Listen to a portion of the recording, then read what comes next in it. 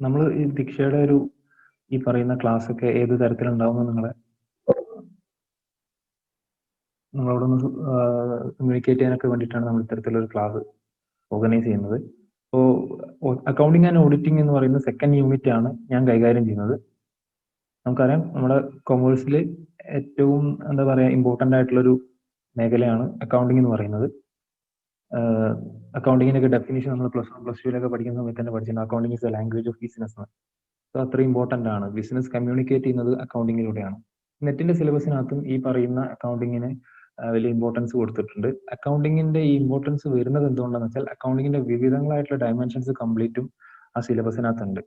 അപ്പോൾ നമ്മൾ +1 മുതൽ ആണ് നമ്മൾ കൊമേഴ്സ് എന്ന് പറയുന്ന സ്ട്രീമിന്റെ ഭാഗമായിട്ട് അതിന്റെ പഠനങ്ങളൊക്കെ ആയിട്ട് സ്റ്റാർട്ട് ചെയ്യുന്നത്. നമ്മുടെ കൊമേഴ്സിന്റെ 1ാം ക്ലാസ് എന്ന് പറയുന്നത് +1 ആണ്. അപ്പോൾ അവിടെ മുതൽ PG വരെ എംകോം നമ്മൾ പഠിച്ച് കഴിയുന്നത് വരെയുള്ള കാലത്തിനിടയിൽ ഒരുപാട് തരത്തിലുള്ള അക്കൗണ്ടിങ്ങിന്റെ കാര്യങ്ങൾ നമ്മൾ പഠിച്ചിട്ടുണ്ട്. ഏകദേശം അതെല്ലാം നമ്മുടെ സിലബസിനകത്ത് ഉണ്ടാവും. ജസ്റ്റ് നമ്മൾ സിലബസിലൂടെ ഒന്ന് ജസ്റ്റ് ഒന്ന് ഗോ ത്രൂ ചെയ്താൽ വരുന്ന കുറെ ഒരു 10 എന്താ പറയാ 10 ഡിഫറെന്റ് സെക്ഷൻസ് അതിനകത്തുണ്ട്. ഒന്ന് basic accounting principles, concepts and postulates ആണ്. ദെൻ പാർട്ണർഷിപ്പ് അക്കൗണ്ട്സ് ഉണ്ട്, കോർപ്പറേറ്റ് അക്കൗണ്ടിങ് ഉണ്ട്, കോസ്റ്റ് ആൻഡ് മാനേജ്മെന്റ് അക്കൗണ്ടിങ് ഉണ്ട്, ഫിനാൻഷ്യൽ സ്റ്റേറ്റ്മെന്റ് അനാലിസിസ് ഉണ്ട്, HR അക്കൗണ്ടിങ് അങ്ങനെയുള്ള ഇൻഫ്ലേഷൻ അക്കൗണ്ടിങ് തുടങ്ങിയ മോഡേൺ ട്രെൻഡ്സ് ഇൻ അക്കൗണ്ടിങ് ഉണ്ട്. പിന്നെ ഇന്ത്യൻ അക്കൗണ്ടിങ് സ്റ്റാൻഡേർഡ്സും IFRS വരുന്നുണ്ട്. Auditing, recent trends in auditing എന്ന് പറയുന്ന അക്കൗണ്ടിങ് ആൻഡ് ഓഡിറ്റിംഗ് എന്ന് പറഞ്ഞാൽ ഒരു സെക്കൻഡ് സെക്ഷൻ എന്ന രീതിയിൽ ഓഡിറ്റിങ്ങിന്റെ പറ്റിയുള്ള കാര്യങ്ങളും ഈ ഒരു യൂണിറ്റിനകത്ത് തന്നെ വരുന്നുണ്ട്.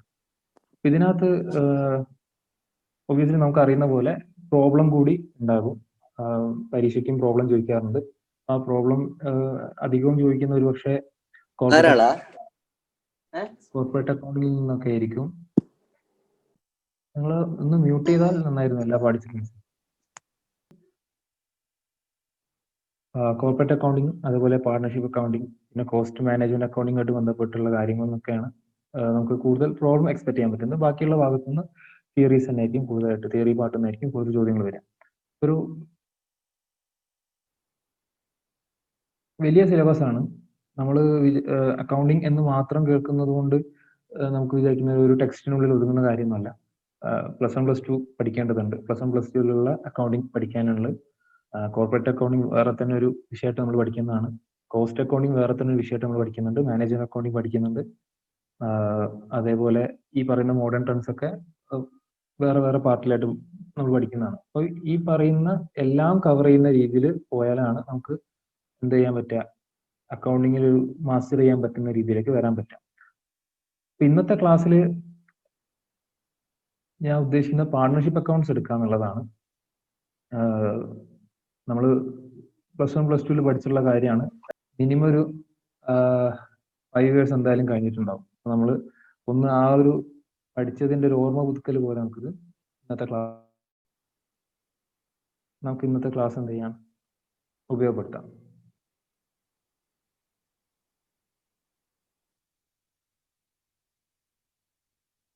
പാർട്ണർഷിപ്പ് അക്കൗണ്ട് ഏകദേശം 18 പേരോളം ജോയിൻ ചെയ്തിട്ടുണ്ട്. അപ്പോൾ നമുക്കൊരു ഇന്നത്തെ സെഷൻ സ്റ്റാർട്ട് ചെയ്യാം. 7:45 9:30 വരെയാണ് നമ്മുടെ സെഷൻ. അതിനുള്ളിൽ നമുക്ക് മാക്സിമം ഇതുമായി ബന്ധപ്പെട്ട പ്രധാനപ്പെട്ട കാര്യങ്ങളൊക്കെ പറഞ്ഞു പോകാം. പാർട്ണർഷിപ്പ് അക്കൗണ്ട്സ് കൈകാര്യം ചെയ്യുമ്പോൾ എക്സാം ഓറിയന്റഡ് ആയിട്ട് നമുക്ക് എന്തായാലും വേറെ തന്നെ ഒരു ക്രാഷ് ടൈമിലൊക്കെ പഠിക്കും. ഇപ്പൊ ഈ ഒരു സമയത്ത് നമ്മൾ പഠിക്കുമ്പോൾ നെറ്റിന് പഠിക്കുന്ന സമയത്ത് ഏറ്റവും നമ്മൾ ചെയ്യേണ്ട കാര്യം എല്ലാ കോൺസെപ്റ്റും കൃത്യമായിട്ട് അറിഞ്ഞു വെക്കുക എന്നുള്ളതാണ്. ഒരു എക്സാം പാറ്റേണിൽ പഠിക്കുന്ന അതിനുള്ള ഒരു ടൈം പീരീഡ് വേറെ തന്നെ ഉണ്ടാവും. അത് എക്സാമിനോട് അടുപ്പിച്ച് 1 മാസം മുന്നേ ഒക്കെ ആയിട്ട് നമുക്ക് തുടങ്ങാം. അതിന് മുൻപുള്ള സമയത്ത് ശരിക്കും നമ്മൾ എല്ലാ കോൺസെപ്റ്റും കൃത്യമായി മനസ്സിലാക്കി വെച്ചിട്ട് വേണം പോകാൻ. കാരണം ഒരിക്കലും നെറ്റിന്റെ ഒരു ഡയറക്റ്റ് ക്വസ്റ്റ്യൻ നമ്മൾ എക്സ്പെക്ട് ചെയ്യുന്നില്ല. അപ്പോൾ ഇൻഡയറക്റ്റ് ആയിട്ട് ചോദിക്കുമ്പോൾ എക്സാക്ട് ആൻസർ നമുക്ക് അറിയണമെന്ന് ഒരു നിർബന്ധമില്ല. പക്ഷെ നമുക്ക് അവിടെ ഒരു ഫ്രീഡം ഉണ്ട്, ഗസ് ചെയ്യാനുള്ള ഫ്രീഡം ഉണ്ട്, നെഗറ്റീവ് മാർക്ക് ഇല്ലാത്തതുകൊണ്ട് തന്നെ. ഒരു സാധാ ഗസ്സിങ് അല്ല നമ്മൾ വേണ്ടത്, നമ്മളൊരു ലോജിക്കൽ ഗസ്സിങ് ആണ് അവിടെ നടത്തേണ്ടത്. തന്നിട്ടുള്ള ചോദ്യത്തിൽ നിന്ന് ഒരു 4 ഓപ്ഷനിൽ നിന്ന് ഒരു ബെസ്റ്റ് ആൻസർ പിക്ക് ചെയ്യണം. അപ്പൊ ആ ബെസ്റ്റ് ആൻസർ ഏതാന്നുള്ളത് നമുക്ക് അറിയത്തില്ല. പക്ഷെ നമുക്ക് ആ ചോദ്യത്തിനെ തന്നിട്ടുള്ള 4 ഓപ്ഷനായിട്ട് കണക്ട് ചെയ്യാൻ പറ്റുമോ എന്നുള്ളതാണ് നമ്മൾ നോക്കുക. തന്നിട്ടുള്ള ചോദ്യത്തിൽ നമുക്കറിയുന്ന ഭാഗം ഇതൊക്കെയാണ്. അതിനെ ഏത് തരത്തിൽ നമുക്ക് ഈ പറയുന്ന ഓപ്ഷനുമായിട്ട് കണക്ട് ചെയ്യാൻ പറ്റും, അത് വെച്ചിട്ട് ഏതെല്ലാം ഓപ്ഷൻസ് റിമൂവ് ചെയ്യാം, ലാസ്റ്റ് ഏത് ഓപ്ഷനിലേക്ക് നമുക്ക് എന്ത് ചെയ്യാൻ പറ്റും, കോൺസെൻട്രേറ്റ് ചെയ്യാൻ പറ്റും എന്നുള്ള രീതിയിലേക്ക് പല ചോദ്യങ്ങളും നമ്മൾ അറ്റംപ്റ്റ് ചെയ്യേണ്ടതായിട്ട് വരും. ഡയറക്റ്റ് ആയിട്ട് ഒരു ചോദ്യം ചോദിക്കുന്നു, yes I know this answer എന്ന് പറഞ്ഞിട്ട് വേഗം അതിന്റെ ആൻസർ കൊടുക്കാൻ പറ്റുന്ന ചോദ്യങ്ങൾ എന്തായാലും ഒരു 10% ഒക്കെ എക്സ്പെക്ട് ചെയ്യേണ്ട കാര്യമുള്ളൂ. ബാക്കിയുള്ള ഒരു 90% ചോദ്യങ്ങളും അതിൽ തന്നെ ഒരു ഓൾമോസ്റ്റ് ഒരു 20% ചോദ്യം ചിലപ്പോൾ നിങ്ങൾ ആദ്യമായിട്ട് കേൾക്കുന്നതായിരിക്കും. നിങ്ങൾ എങ്ങനെയൊക്കെ പഠിച്ചാലും ചിലപ്പോൾ നിങ്ങൾ ഇതുവരെ കേൾക്കാത്ത ഭാഗത്തു നിന്നൊക്കെ ചോദിക്കുന്ന പോലെ ആയിരിക്കാം. പക്ഷെ ഇടയിലുള്ള ആ ഒരു 70% കാര്യങ്ങൾ നിങ്ങൾ പഠിച്ചിട്ടുള്ള, എന്നാൽ നിങ്ങൾക്ക് ആ ചോദ്യത്തിൽ നിന്ന് നേരിട്ട് ഒരു ഉത്തരത്തിലേക്ക് എത്താൻ പറ്റാത്ത കാര്യങ്ങളായിരിക്കും. പക്ഷെ ഒന്ന് ആലോചിച്ചാൽ, ഒന്ന് ലോജിക്കലി കണക്ട് ചെയ്യാൻ ശ്രമിച്ചാൽ നിങ്ങൾക്ക് അതിന്റെ ആൻസറിലേക്ക് എത്താനും പറ്റും. അപ്പോൾ എക്സാം ഒക്കെ എഴുതി കഴിഞ്ഞു കഴിഞ്ഞാൽ പോലും നിങ്ങൾക്ക് ഉറപ്പുണ്ടാവില്ല ഞാൻ എഴുതിയ ഉത്തരങ്ങളൊക്കെ ശരിയാണോ എന്നുള്ള സംശയമൊക്കെ ഉണ്ടാവും. പക്ഷെ നമ്മുടെ റിസൾട്ട് വരുന്ന സമയത്ത് അതൊക്കെ മിക്കവാറും ശരിയായി വരാനും സാധ്യതയുണ്ട്. അത് കൃത്യമായിട്ട് എല്ലാ കോൺസെപ്റ്റും മനസ്സിലാക്കി വെക്കുന്നതിന്റെ ഒരു ഉപയോഗമാണ്. ലൈക്ക് ഇപ്പം നമ്മൾ ടോട്ടൽ ക്വാളിറ്റി മാനേജ്മെന്റ് അങ്ങനെ ഒരു ടേം നിങ്ങൾ ജസ്റ്റ് കേട്ടിട്ടുണ്ട്. അതെന്താന്നുള്ളതിനെ പറ്റി ഒരു ധാരണ ഉണ്ടാക്കി വെക്കുക. നിങ്ങൾക്കത് ഇതുമായി ബന്ധപ്പെട്ട് എന്തെങ്കിലും ഒരു ചോദ്യം വരുമ്പോൾ, അസേഷൻ റീസണിങ് ടൈപ്പ് ഒരു ക്വസ്റ്റ്യൻ ഒക്കെ വരുമ്പോൾ നിങ്ങൾക്ക് അറിയുന്നത് വെച്ച് നിങ്ങൾക്ക് അതിനെ ട്രാക്ക് ചെയ്യാൻ വേണ്ടി പറ്റും. അതേപോലെ തന്നെയാണ് നമ്മൾ അക്കൗണ്ടിങ്ങിൽ ചെയ്യേണ്ടത്. കുറെ കാര്യങ്ങൾ നമ്മൾ അത്തരത്തിൽ എല്ലാ കോൺസെപ്റ്റും കൃത്യമായിട്ട് മനസ്സിലാക്കണം. അപ്പൊ ആ രീതിയിൽ പാർട്ണർഷിപ്പ് അക്കൗണ്ട്സിനെ ഈ ഒരു സമീപിക്കാം.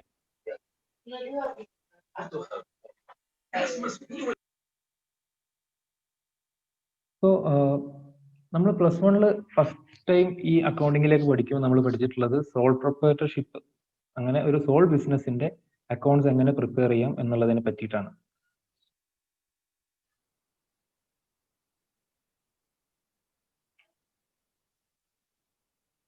അതായത് ബേസിക് ആയിട്ട് അക്കൗണ്ടിങ്ങിൽ എന്തൊക്കെയാണ് ചെയ്യുക. നമ്മൾ ട്രാൻസാക്ഷൻസ് ഒരുപാട് ഒരു ബിസിനസ്സിൽ നടക്കും. ആ ട്രാൻസാക്ഷൻസിനെ എല്ലാം കൃത്യമായിട്ട് ക്രോണോളജിക്കൽ ഓർഡറിൽ റെക്കോർഡ് ചെയ്ത് വെക്കുകയും പിന്നീട് അത് ക്ലാസിഫൈ ചെയ്യാൻ വേണ്ടി ലെഡ്ജർ നമ്മൾ യൂസ് ചെയ്യും. ദെൻ ക്ലാസിഫൈ ചെയ്ത് അതിനെ സമ്മറൈസ് ചെയ്ത് ട്രയൽ ബാലൻസ് വഴി സമ്മറൈസ് ചെയ്ത് വെക്കും. ശേഷം നമ്മൾ നമ്മുടെ ഫൈനൽ അക്കൗണ്ട് പ്രിപ്പയർ ചെയ്ത് നമുക്ക് എത്ര പ്രോഫിറ്റ് അല്ലെങ്കിൽ നഷ്ടമാണോ സംഭവിച്ചിട്ടുള്ളത് എന്നുള്ളത് കണ്ടുപിടിക്കും. അതല്ലെങ്കിൽ അതേപോലെ തന്നെ നമ്മുടെ ബിസിനസിന്റെ അസറ്റ്സ് എത്രത്തോളം ഉണ്ട്, ബിസിനസിന്റെ ലയബിലിറ്റീസ് എത്രത്തോളം ഉണ്ട് എന്ന് പറയുന്ന ആ ഫിനാൻഷ്യൽ പൊസിഷനും കണ്ടെത്തും. ബേസിക് ആയിട്ട് അക്കൗണ്ടിങ്ങിൽ ചെയ്യുന്ന കാര്യം ഇതാണ്. അതായത് ബിസിനസ് അക്കൗണ്ടിങ്ങിന്റെ ഏറ്റവും ഫണ്ടമെന്റൽ ആയിട്ട് ചെയ്യുന്ന കാര്യങ്ങൾ ഇത്രയും സ്റ്റെപ്പുകളാണ്. ഒന്ന്, ട്രാൻസാക്ഷൻസ് റെക്കോർഡ് ചെയ്യുക, അതായത് ജേർണൽ പ്രിപ്പയർ ചെയ്യുക എന്നുള്ളത്. 2, ലെഡ്ജർ, ദെൻ ട്രയൽ ബാലൻസ്, പിന്നെ ഫൈനൽ അക്കൗണ്ട്സ്. ഇത്രയും കാര്യങ്ങൾ തന്നെ ഇതിന്റെ ബേസിക് ആയിട്ട് നമ്മൾ പഠിച്ചു വെക്കേണ്ട, മനസ്സിലാക്കി വെക്കേണ്ട കാര്യങ്ങളാണ്. ഇതിന്റെ അഡ്വാൻസ് ലെവലാണ് ബാക്കിയുള്ള എല്ലാ കാര്യങ്ങളും വരുന്നത്. അത് കോർപ്പറേറ്റ് അക്കൗണ്ടിങ് ആയിക്കോട്ടെ, കോസ്റ്റ് അക്കൗണ്ടിങ് ആയിക്കോട്ടെ, മാനേജ്മെന്റ് അക്കൗണ്ടിങ് ആയിക്കോട്ടെ, ഇതെല്ലാം ഈ പറയുന്ന ഫൈനാൻഷ്യൽ അക്കൗണ്ടിങ്ങിന്റെ ഫണ്ടമെന്റലിൽ ചവിട്ടിയിട്ടുണ്ടായിട്ടുള്ള കാര്യങ്ങളാണ്. ഓക്കെ, അതിൽ തന്നെ അക്കൗണ്ടിങ് ഓരോ ബിസിനസ് കൺസേണിനും, ഓരോ ടൈപ്പ് ഓഫ് ബിസിനസ് കൺസേണിനും അനുസരിച്ച് ചില മാറ്റങ്ങൾ അക്കൗണ്ടിങ് പ്രോസസ്സിനകത്ത് ഉണ്ടാവാറുണ്ട്. ബേസിക് പ്രോസസ്സ് അങ്ങനെ നിൽക്കുമെങ്കിലും ചില തരത്തിലുള്ള അഡ്ജസ്റ്റ്മെന്റുകൾ ഉണ്ടാവാറുണ്ട്. ഒരു സോൾ ബിസിനസിന്റെ അക്കൗണ്ട്സ് പ്രിപ്പയർ ചെയ്യുന്ന പോലെ ആയിരിക്കില്ല ഒരു പാർട്ണർഷിപ്പ് ഫേമിന്റെ നമ്മൾ ചെയ്യാം. ഒരു കമ്പനിയുടെ വേറെ തരത്തിലാണ്, ഒരു കോർപ്പറേറ്റ് സൊസൈറ്റിക്ക് വേറെ തന്നെ ഉണ്ടാവും. കമ്പനികളിൽ തന്നെ ബാങ്കിങ് കമ്പനിക്കും വേറെ തന്നെ ഒരു ഫോർമാറ്റ് ഉണ്ട്, ഇൻഷുറൻസ് കമ്പനിക്ക് വേറെ തന്നെ ഫോർമാറ്റ് ഉണ്ട്. സോ നമ്മൾ ഏത് ടൈപ്പ് ഓഫ് ബിസിനസ് ആണ് ഡീൽ ചെയ്യുന്നത് എന്നുള്ളത് കൂടി ഈ ഒരു കാര്യത്തിൽ ശ്രദ്ധിക്കേണ്ട കാര്യമാണ്. ഇവിടെ നമ്മൾ പാർട്ണർഷിപ്പ് അക്കൗണ്ട്സ് ആണ്. അപ്പൊ എന്താണ് പാർട്ണർഷിപ്പ് ഫേം എന്നുള്ളതാണ് ആദ്യമായിട്ട് മനസ്സിലാക്കേണ്ടത്. സോ പാർട്ണർഷിപ്പ് ഫേം എന്ന് പറയുന്നത് മിനിമം 2 ആളുകൾ ചേർന്നുകൊണ്ട് ഒരു ബിസിനസ് നടത്തിക്കൊണ്ടുപോകാൻ വേണ്ടി തീരുമാനിക്കുകയും ആ ബിസിനസ്സിലേക്ക് ആവശ്യമായ ക്യാപിറ്റൽ കോൺട്രിബ്യൂട്ട് ചെയ്യുകയും ആ ബിസിനസ്സിൽ നിന്നുള്ള ലാഭവും നഷ്ടവും ഒരു അഗ്രീഡ് റേഷ്യോയിൽ വീതിച്ചെടുക്കാൻ വേണ്ടി സമ്മതിക്കുകയും ചെയ്യുന്നതാണ് ഒരു പാർട്ണർഷിപ്പ് ഫേം എന്ന് പറയുന്നത്.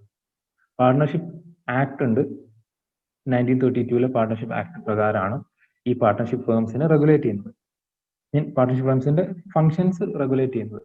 പക്ഷേ പാർട്ണർഷിപ്പ് ഫേമിന്റെ രജിസ്ട്രേഷൻ ഒന്നും കമ്പൽസറി, പക്ഷെ ചെയ്യുന്നത് നല്ലതാണ്. പാർട്ണർഷിപ്പ് ഡീഡ് എന്ന് പറയുന്ന ഒരു സംഭവമുണ്ട്. അത് ഈ പാർട്ട്നേഴ്സ് തമ്മിലുള്ള അഗ്രിമെന്റ് ആണ്. നമ്മൾ ഈ 2 പേര് പാർട്ട്നേഴ്സ് ആണെങ്കിൽ, ആ 2 എയും ബിയും പാർട്ട്നേഴ്സ് ആണെങ്കിൽ അവർ തമ്മിൽ കുറെ ക്ലോസസ് വെക്കേണ്ടി വരും. ആ ക്ലോസ് എല്ലാം വെച്ചുകൊണ്ട്, അതായത് കണ്ടീഷൻസ് പലതും ഉണ്ടാവും. ഇവരുടെ പ്രോഫിറ്റ് ഷെയറിംഗ് റേഷ്യോ എത്രയാണ്, ഇവർ ക്യാപിറ്റൽ കോൺട്രിബ്യൂട്ട് ചെയ്യുമ്പോൾ അതിന് വല്ല ഇൻട്രസ്റ്റും കൊടുക്കേണ്ടതുണ്ടോ? ഇവര് ഡ്രോയിങ്സ് പിൻവലിക്കുകയാണെങ്കിൽ അതിനെന്തെങ്കിലും ലിമിറ്റ് ഉണ്ടോ? പിൻവലിക്കുകയാണെങ്കിൽ എത്ര ഇൻട്രസ്റ്റ് കൊടുക്കണം? അതേപോലെ ഇവർ ലോണായിട്ട് പാർട്ണർ ഒരു ലോൺ പ്രൊവൈഡ് ചെയ്യുകയാണെങ്കിൽ എങ്ങനെയായിരിക്കണം അതിന് ഇൻട്രസ്റ്റ് നമ്മൾ കൈകാര്യം ചെയ്യേണ്ടത്? പാർട്ണർ ഒരു വർക്കിംഗ് പാർട്ണർ ആണെങ്കിൽ അയാൾക്ക് റെമ്യൂണറേഷൻ കൊടുക്കേണ്ടതുണ്ടോ? കൊടുക്കണമെങ്കിൽ എത്ര വരെ കൊടുക്കാം? ഇനി പുതിയൊരു പാർട്ണറിനെ അഡ്മിറ്റ് ചെയ്യണമെങ്കിൽ എന്തെല്ലാം കണ്ടീഷൻസ് വേണം? അങ്ങനെയുള്ള കുറെ കുറെ കാര്യങ്ങൾ ഈ രണ്ടാളുകൾ തമ്മിൽ ഒരു ധാരണയിൽ എത്തേണ്ടതുണ്ട്. ആ ധാരണയിൽ എത്തിയത് ഒരു റിട്ടൺ ഡോക്യുമെന്റ് ആയിട്ടോ അല്ലെങ്കിൽ ഒരു ഓറൽ ആയിട്ടോ അവർ പറഞ്ഞു വെക്കേണ്ടതുണ്ട്. പക്ഷെ ഓറലായി പറയുന്നതിനേക്കാളും ഒരു നിയമസാധുത ഉണ്ടാവുക അതെപ്പോഴും ഒരു റിട്ടൺ ഡോക്യുമെന്റ് രൂപത്തിൽ ഉണ്ടാകുമ്പോഴാണ്. സോ അതുകൊണ്ട് തന്നെ ഒരു പാർട്ട്ണർഷിപ്പ് ഡീഡ് ഉണ്ടാകുന്നത് നല്ലതാണ്. പിന്നെ ഈ പറയുന്ന ഇൻകം ടാക്സിന്റെ പർപ്പസിനകത്തും പാർട്ട്ണർഷിപ്പ് ഡീഡ് ഉണ്ടെങ്കിൽ അതിൻ്റെതായ ഉപകാരങ്ങളുണ്ട്. നിങ്ങൾ ഇൻകം ടാക്സ് പഠിക്കേണ്ട ആളുകളാണ്. അപ്പൊ അതിനകത്ത് ഒരു പാർട്ട്ണർഷിപ്പ് ഫേമിനെ എങ്ങനെയാണ് അസസ് ചെയ്യുക എന്നുള്ളതുണ്ട്. അസസ്മെന്റ് ഓഫ് ഫേമിനകത്ത് നമ്മൾ പറയുമ്പോൾ രണ്ട് തരത്തിലാണ് ഒരു ഫേമിനെ അസസ് ചെയ്യുക. അത് സെക്ഷൻ 184 185 പ്രകാരമായിരിക്കും. സോ അത് ഏത് സെക്ഷനാണ് ഇതിന് ആപ്ലിക്കബിൾ ആവുക എന്നുള്ളത് ഈ പാർട്ട്ണർഷിപ്പ് ഡീഡ് ഉണ്ടോ എന്നുള്ളത് കൂടി കണക്കിലെടുത്തുകൊണ്ടാണ്. അപ്പോൾ പാർട്ട്ണർഷിപ്പ് ഡീഡ് ഉണ്ടാകുന്നത് എന്തുകൊണ്ടും നല്ലതാണ്. അപ്പോൾ പാർട്ട്ണർഷിപ്പ് ഡീഡിൽ ഈ ഒരു പാർട്ട്ണർഷിപ്പ് അഗ്രിമെന്റ് കൃത്യമായിട്ട് പറയുന്നുണ്ട്. So partnership deed is nothing but the agreement between the partners. എത്ര പാർട്ട്നേഴ്സ് ഉണ്ടോ അത്ര പേര്. പിന്നെ ഈ പാർട്ട്നേഴ്സ് സാധാരണഗതിയിൽ പറയാറ് 2 minimum partners, maximum 20 partners. Banking business ഒക്കെ ആണെങ്കിൽ 10 പാർട്ട്നേഴ്സ് എന്നുള്ള രീതിയിൽ പറയാറുണ്ട്. ഈ സോൾ പ്രൊപ്പറേറ്റർഷിപ്പ് എന്ന് ഇതിനുള്ള മാറ്റം, സോൾ പ്രൊപ്പറേറ്റർഷിപ്പ് ആകുമ്പോൾ ഒരൊറ്റ ആളാണ് ബിസിനസ് നടത്തിക്കൊണ്ടു പോകുന്നത്. അയാൾ തന്നെയായിരിക്കും മിക്കവാറും അതിന്റെ മാനേജർ. അതിലെ മെയിൻ ആയിട്ടുള്ള ഡിസിഷൻസ് ഒക്കെ എടുക്കുന്ന അയാൾ ഒറ്റയ്ക്ക് തന്നെയായിരിക്കും. അയാൾ തന്നെയായിരിക്കും ബിസിനസിന്റെ ഡേ ടു ഡേ ആക്ടിവിറ്റീസിൽ ഇൻവോൾവ് ചെയ്യുന്നത്. പാർട്ട്ണർഷിപ്പ് ഫേമിലേക്ക് വരുമ്പോൾ 2 അതിലധികം ആളുകൾ അവിടെ ചേർന്നിട്ടാണ് ബിസിനസ് നടത്തുന്നത്. അതുകൊണ്ട് തന്നെ ഒരു ജോയിന്റ് ഡിസിഷൻസ് ആയിരിക്കും അവരെടുക്കുന്നുണ്ടാവുക. ഒറ്റയ്ക്ക് ഒരാൾക്ക് ഒരു തീരുമാനം എടുക്കാൻ പറ്റുന്നുണ്ടാവില്ല. അത് ബിസിനസിന്റെ ഏത് തരത്തിലുള്ള കാര്യങ്ങൾക്ക് വേണ്ടിയിട്ടാണെങ്കിലും അങ്ങനെ ഒരു ജോയിന്റ് ഡിസിഷൻ ആയിരിക്കും എടുക്കാം. അതേപോലെ ചില പാർട്ട്നേഴ്സ് ഡേ ടു ഡേ ആക്ടിവിറ്റീസിൽ ബിസിനസിന്റെ ഡേ ടു ഡേ ഓപ്പറേഷൻസിൽ കൃത്യമായിട്ട് പങ്കെടുക്കുന്നുണ്ടാവും. ചില ആളുകൾ പങ്കെടുക്കുന്നുണ്ടാവില്ല. അപ്പോൾ അങ്ങനെ പങ്കെടുക്കുന്നവരെ നമുക്ക് വർക്കിംഗ് പാർട്ണർ എന്ന് പറയാം. അല്ലാത്തവരെ നമുക്കൊരു നോമിനൽ പാർട്ണർ, സ്ലീപ്പിംഗ് പാർട്ണർ എന്നൊക്കെ പറയാൻ പറ്റും. അങ്ങനെ പാർട്ട്നേഴ്സ് ഡിഫറെന്റ് ടൈപ്സിലൊക്കെ ഉണ്ട്. ദെൻ ഈ പറഞ്ഞ പോലെ കമ്പനി ഫോമിലേക്ക് വരുമ്പോൾ അവിടെ കമ്പനി രജിസ്റ്റർ ചെയ്യണം എന്നുള്ളത് നിർബന്ധമാണ്. അതൊരു വലിയ വ്യത്യാസമാണ്. ദെൻ നമ്പർ ഓഫ് ഓണേഴ്സ് എന്ന് പറയുന്നത് പബ്ലിക് കമ്പനി ആണെങ്കിൽ അൺലിമിറ്റഡ് ആണ്. പ്രൈവറ്റ് കമ്പനി ആണെങ്കിലും ഈ പറയുന്ന പാർട്ണർഷിപ്പ് ഫേമിനേക്കാളും ഒരുപാട് ആളുകളെ ഉൾക്കൊള്ളാൻ വേണ്ടി പറ്റും. ക്യാപിറ്റൽ നമുക്ക് റേസ് ചെയ്യാൻ പറ്റുന്ന ക്യാപിറ്റൽ എമൗണ്ടിനകത്ത് വ്യത്യാസമുണ്ട്. കമ്പനി ആകുമ്പോൾ കമ്പനിയുടെ ഫൈനാൻഷ്യൽ റിപ്പോർട്ട്സ് പ്രിപ്പയർ ചെയ്യേണ്ടത് മാൻഡറ്ററി ആണ്. അത് കൃത്യമായ നമ്മൾ ഫോമാറ്റ് ഉണ്ട്, അത് ഫോളോ ചെയ്യണം. അങ്ങനെ കുറെ കാര്യങ്ങൾ കമ്പനിയുടെ ഫോമിലേക്ക് വരുമ്പോൾ വ്യത്യാസം വരുന്നുണ്ട്. കോർപ്പറേറ്റ് സൊസൈറ്റി ആകുമ്പോൾ അത് ഗവൺ ചെയ്യപ്പെടുന്ന കോർപ്പറേറ്റ് സൊസൈറ്റീസ് ആക്ട് പ്രകാരമാണ്. അതിനും വേറെ വ്യത്യാസമുണ്ട്. പാർട്ണർഷിപ്പ് ഫേം ആകുമ്പോൾ നമ്മൾ ബേസിക് ആയിട്ട് മനസ്സിലാക്കുക 2 അതിലധികം പാർട്ട്നേഴ്സ് ഉണ്ടായിരിക്കും. അവർ തമ്മിൽ ഒരു പ്രോഫിറ്റ് ഷെയറിംഗ് റേഷ്യോ ഉണ്ടായിരിക്കും. അവർ ഓരോരുത്തരും അവർക്കാവുന്ന പോലെ ക്യാപിറ്റൽ കോൺട്രിബ്യൂട്ട് ചെയ്തിട്ടുണ്ടാകും. അവരിൽ ചില ആളുകൾ വർക്കിംഗ് പാർട്ട്നേഴ്സ് ആയിരിക്കും, ചിലർ നോമിനൽ പാർട്ട്നേഴ്സ് ആയിരിക്കും. വർക്കിംഗ് പാർട്ട്നേഴ്സിന് ചിലപ്പോൾ ഈ പറയുന്ന റെമ്യൂണറേഷൻ കൊടുക്കുന്നുണ്ടാകും. അങ്ങനെയുള്ള കാര്യങ്ങളൊക്കെ വരുന്നുണ്ട്. പിന്നെ ഇതെല്ലാം ഈ പാർട്ണർഷിപ്പ് ഫേമിന് മാത്രം ബാധകമായിട്ടുള്ള ചില കാര്യങ്ങളാണ്. ബേസിക് ആയിട്ടുള്ള ജേർണലും ലെഡ്ജറും ട്രയൽ ബാലൻസ്, പിന്നെ profit and loss account, balance sheet തുടങ്ങിയ കാര്യങ്ങളൊക്കെ അതേപോലെ തന്നെ സോൾ പ്രൊപ്പറേറ്റർഷിപ്പിലുള്ള അതേപോലെ തന്നെ പാർട്ണർഷിപ്പ് ഫേമിലും ഉണ്ടാവും. അതേപോലെ ഒരു ബിസിനസ്സിൽ പർച്ചേസ് നടത്തുമ്പോൾ നമ്മൾ ബിസിനസ്സിലേക്ക് വേണ്ട സാധനങ്ങൾ വാങ്ങുമ്പോൾ ക്യാഷ് കൊടുത്ത് വാങ്ങുകയാണെങ്കിൽ purchase account apply to cash എന്ന് പറയുന്ന ഒരു ജേർണൽ എൻട്രി നമ്മൾ പാസ് ചെയ്യുമല്ലോ. അത് പാർട്ണർഷിപ്പ് ഫേം ആണെങ്കിൽ ഉണ്ടാവും, വ്യത്യാസമൊന്നുമില്ല. ഇനി ഇതിൽ വ്യത്യാസം വരുന്ന ചില കാര്യങ്ങളുണ്ട്, അല്ലെങ്കിൽ പാർട്ണർഷിപ്പ് അക്കൗണ്ട്സിന് മാത്രം ആപ്ലിക്കബിൾ ആയിട്ടുള്ള ചില കാര്യങ്ങളുണ്ട്. അതാണ് നമ്മൾ ഇന്നത്തെ ക്ലാസ്സിൽ ഡിസ്കസ് ചെയ്യുന്നത്. അതിൽ ഒന്നാമത്തെ കാര്യമാണ് പാർട്ട്നേഴ്സിന്റെ ക്യാപിറ്റൽ അക്കൗണ്ട് എങ്ങനെ മെയിൻറ്റെയിൻ ചെയ്യണം എന്നുള്ളത്. രണ്ടാമത്തത് ഒരു profit and loss appropriation account ഉണ്ടാക്കും, അതെന്താണ് എന്നുള്ളത്. അങ്ങനത്തെ കുറച്ച് കാര്യങ്ങളാണ് വരുന്നത്.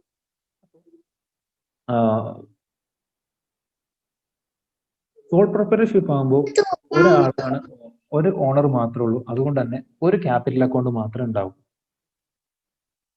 പക്ഷേ പാർട്ണർഷിപ്പ് ഫേം ആകുമ്പോൾ അവിടെ 2 അല്ലെങ്കിൽ 2 പാർട്ട്നേഴ്സ് ഉണ്ട്. അപ്പോൾ ഓരോരുത്തർക്കും ഓരോ ക്യാപിറ്റൽ അക്കൗണ്ട് വേണം. ഇപ്പൊ നമ്മുടെ പാർട്ട്നേഴ്സ് എന്ന് പറയുന്നത് A, B, C ആണെങ്കിൽ അവിടെ ഒരു എസ് ക്യാപിറ്റൽ അക്കൗണ്ട് ഉണ്ടാകും, ഒരു ബിസ് ക്യാപിറ്റൽ അക്കൗണ്ട് ഉണ്ടാകും, ഒരു സിസ് ക്യാപിറ്റൽ അക്കൗണ്ട് ഉണ്ടാകും. ഓക്കെ, ഈ ക്യാപിറ്റൽ അക്കൗണ്ട് മെയിൻറ്റെയിൻ ചെയ്യുന്നത് 2 തരത്തിലാണ്.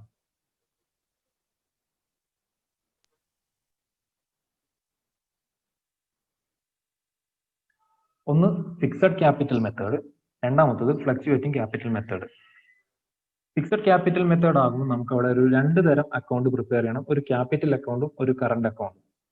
ഫ്ലക്ച്വേറ്റിംഗ് ക്യാപിറ്റൽ മെത്തേഡാണ് ഈ പാർട്ണർഷിപ്പ് ഫേം ഫോളോ ചെയ്യുന്നതെങ്കിൽ അവിടെ ഒരു ക്യാപിറ്റൽ അക്കൗണ്ട് മാത്രം പ്രിപ്പയർ ചെയ്താൽ മതി. ഈ ക്യാപിറ്റൽ അക്കൗണ്ട് പ്രിപ്പയർ ചെയ്യുന്നത് എന്തിനാന്ന് വെച്ചാൽ അവർ എത്ര രൂപ ക്യാപിറ്റൽ കോൺട്രിബ്യൂട്ട് ചെയ്തു എന്നുള്ളത് മനസ്സിലാക്കാൻ വേണ്ടിയിട്ടാണ് പ്രധാനമായിട്ടും. പിന്നെ അതിൽ വരുന്ന ഐറ്റംസ് എന്ന് പറയുന്നത് ഇവർ അഡീഷണൽ ക്യാപിറ്റൽ, അതായത് ഇവർ ബിസിനസ് തുടങ്ങുന്ന സമയത്ത് കോൺട്രിബ്യൂട്ട് ചെയ്ത ക്യാപിറ്റൽ കൂടാതെ ബിസിനസിന്റെ ലൈഫ് ടൈമിൽ വേറെ ഏതെങ്കിലും ഒരു പീരീഡിൽ അഡീഷണൽ ക്യാപിറ്റൽ ഇൻട്രൊഡ്യൂസ് ചെയ്തിട്ടുണ്ടോ ഇല്ലയോ എന്നുള്ളത്. അങ്ങനെ ഇൻട്രൊഡ്യൂസ് ചെയ്താൽ അതും ഈ ക്യാപിറ്റൽ അക്കൗണ്ടിലാണ് നമ്മൾ കാണിക്കുക. പിന്നെ പാർട്ട്നേഴ്സിന് സാലറിയോ കമ്മീഷനോ അങ്ങനെ എന്തെങ്കിലും തരത്തിലുള്ള ഒരു റെമ്യൂണറേഷൻ കിട്ടുന്നുണ്ടെങ്കിൽ അതും ഇവരുടെ ക്യാപിറ്റൽ അക്കൗണ്ടിൽ നമ്മൾ കാണിക്കണം. അതേപോലെ interest on capital, interest on drawings തുടങ്ങിയ കാര്യങ്ങളെ പറ്റി ഒരു പ്രൊവിഷൻസ് ഉണ്ടെങ്കിൽ അതിന്റെ ട്രീറ്റ്മെന്റും ക്യാപിറ്റൽ അക്കൗണ്ടിൽ കാണിക്കണം.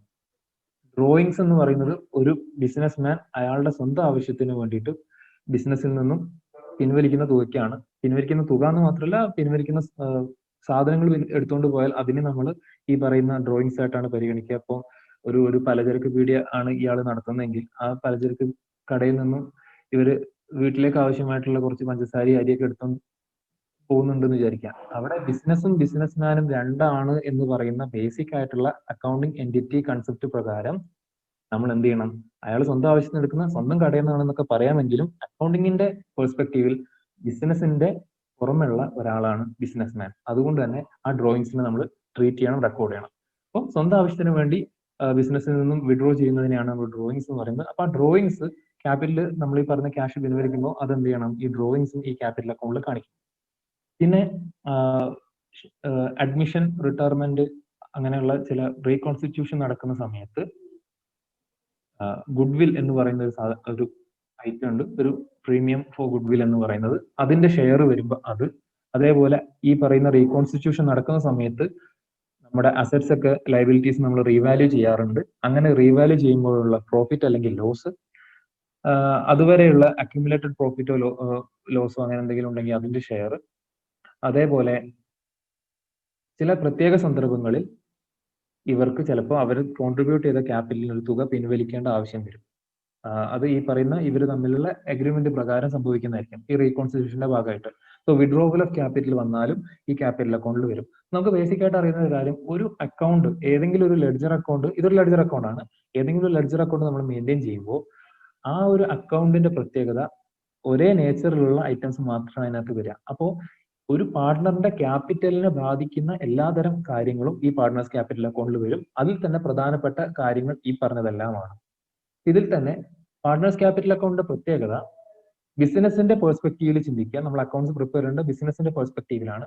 സോ ബിസിനസിന്റെ ഒരു ലയബിലിറ്റി എന്നുള്ള രീതിയിലാണ് നമ്മൾ ക്യാപിറ്റലിനെ ട്രീറ്റ് ചെയ്യാറുള്ളത്. ബിസിനസ്മാന് തിരിച്ചു കൊടുക്കേണ്ട ഒരു തുകയാണ് എന്നുള്ള രീതിയിലാണ് ട്രീറ്റ് ചെയ്യാറുള്ളത്. അതിന് കാരണം അക്കൗണ്ടിങ് എൻറ്റിറ്റി കൺസെപ്റ്റ് ആണ്. സോ അതുകൊണ്ട് തന്നെ ക്യാപിറ്റലിനെ ക്രെഡിറ്റ് ആണ് ചെയ്യാറുള്ളത്. ഓക്കെ, ക്യാപിറ്റൽ കോൺട്രിബ്യൂട്ട് ചെയ്യുമ്പോൾ ക്രെഡിറ്റ് ആണ് ചെയ്യാറുള്ളത്, നമ്മൾ ലയബിലിറ്റിയിലാണ് കാണിക്കാറുള്ളത്.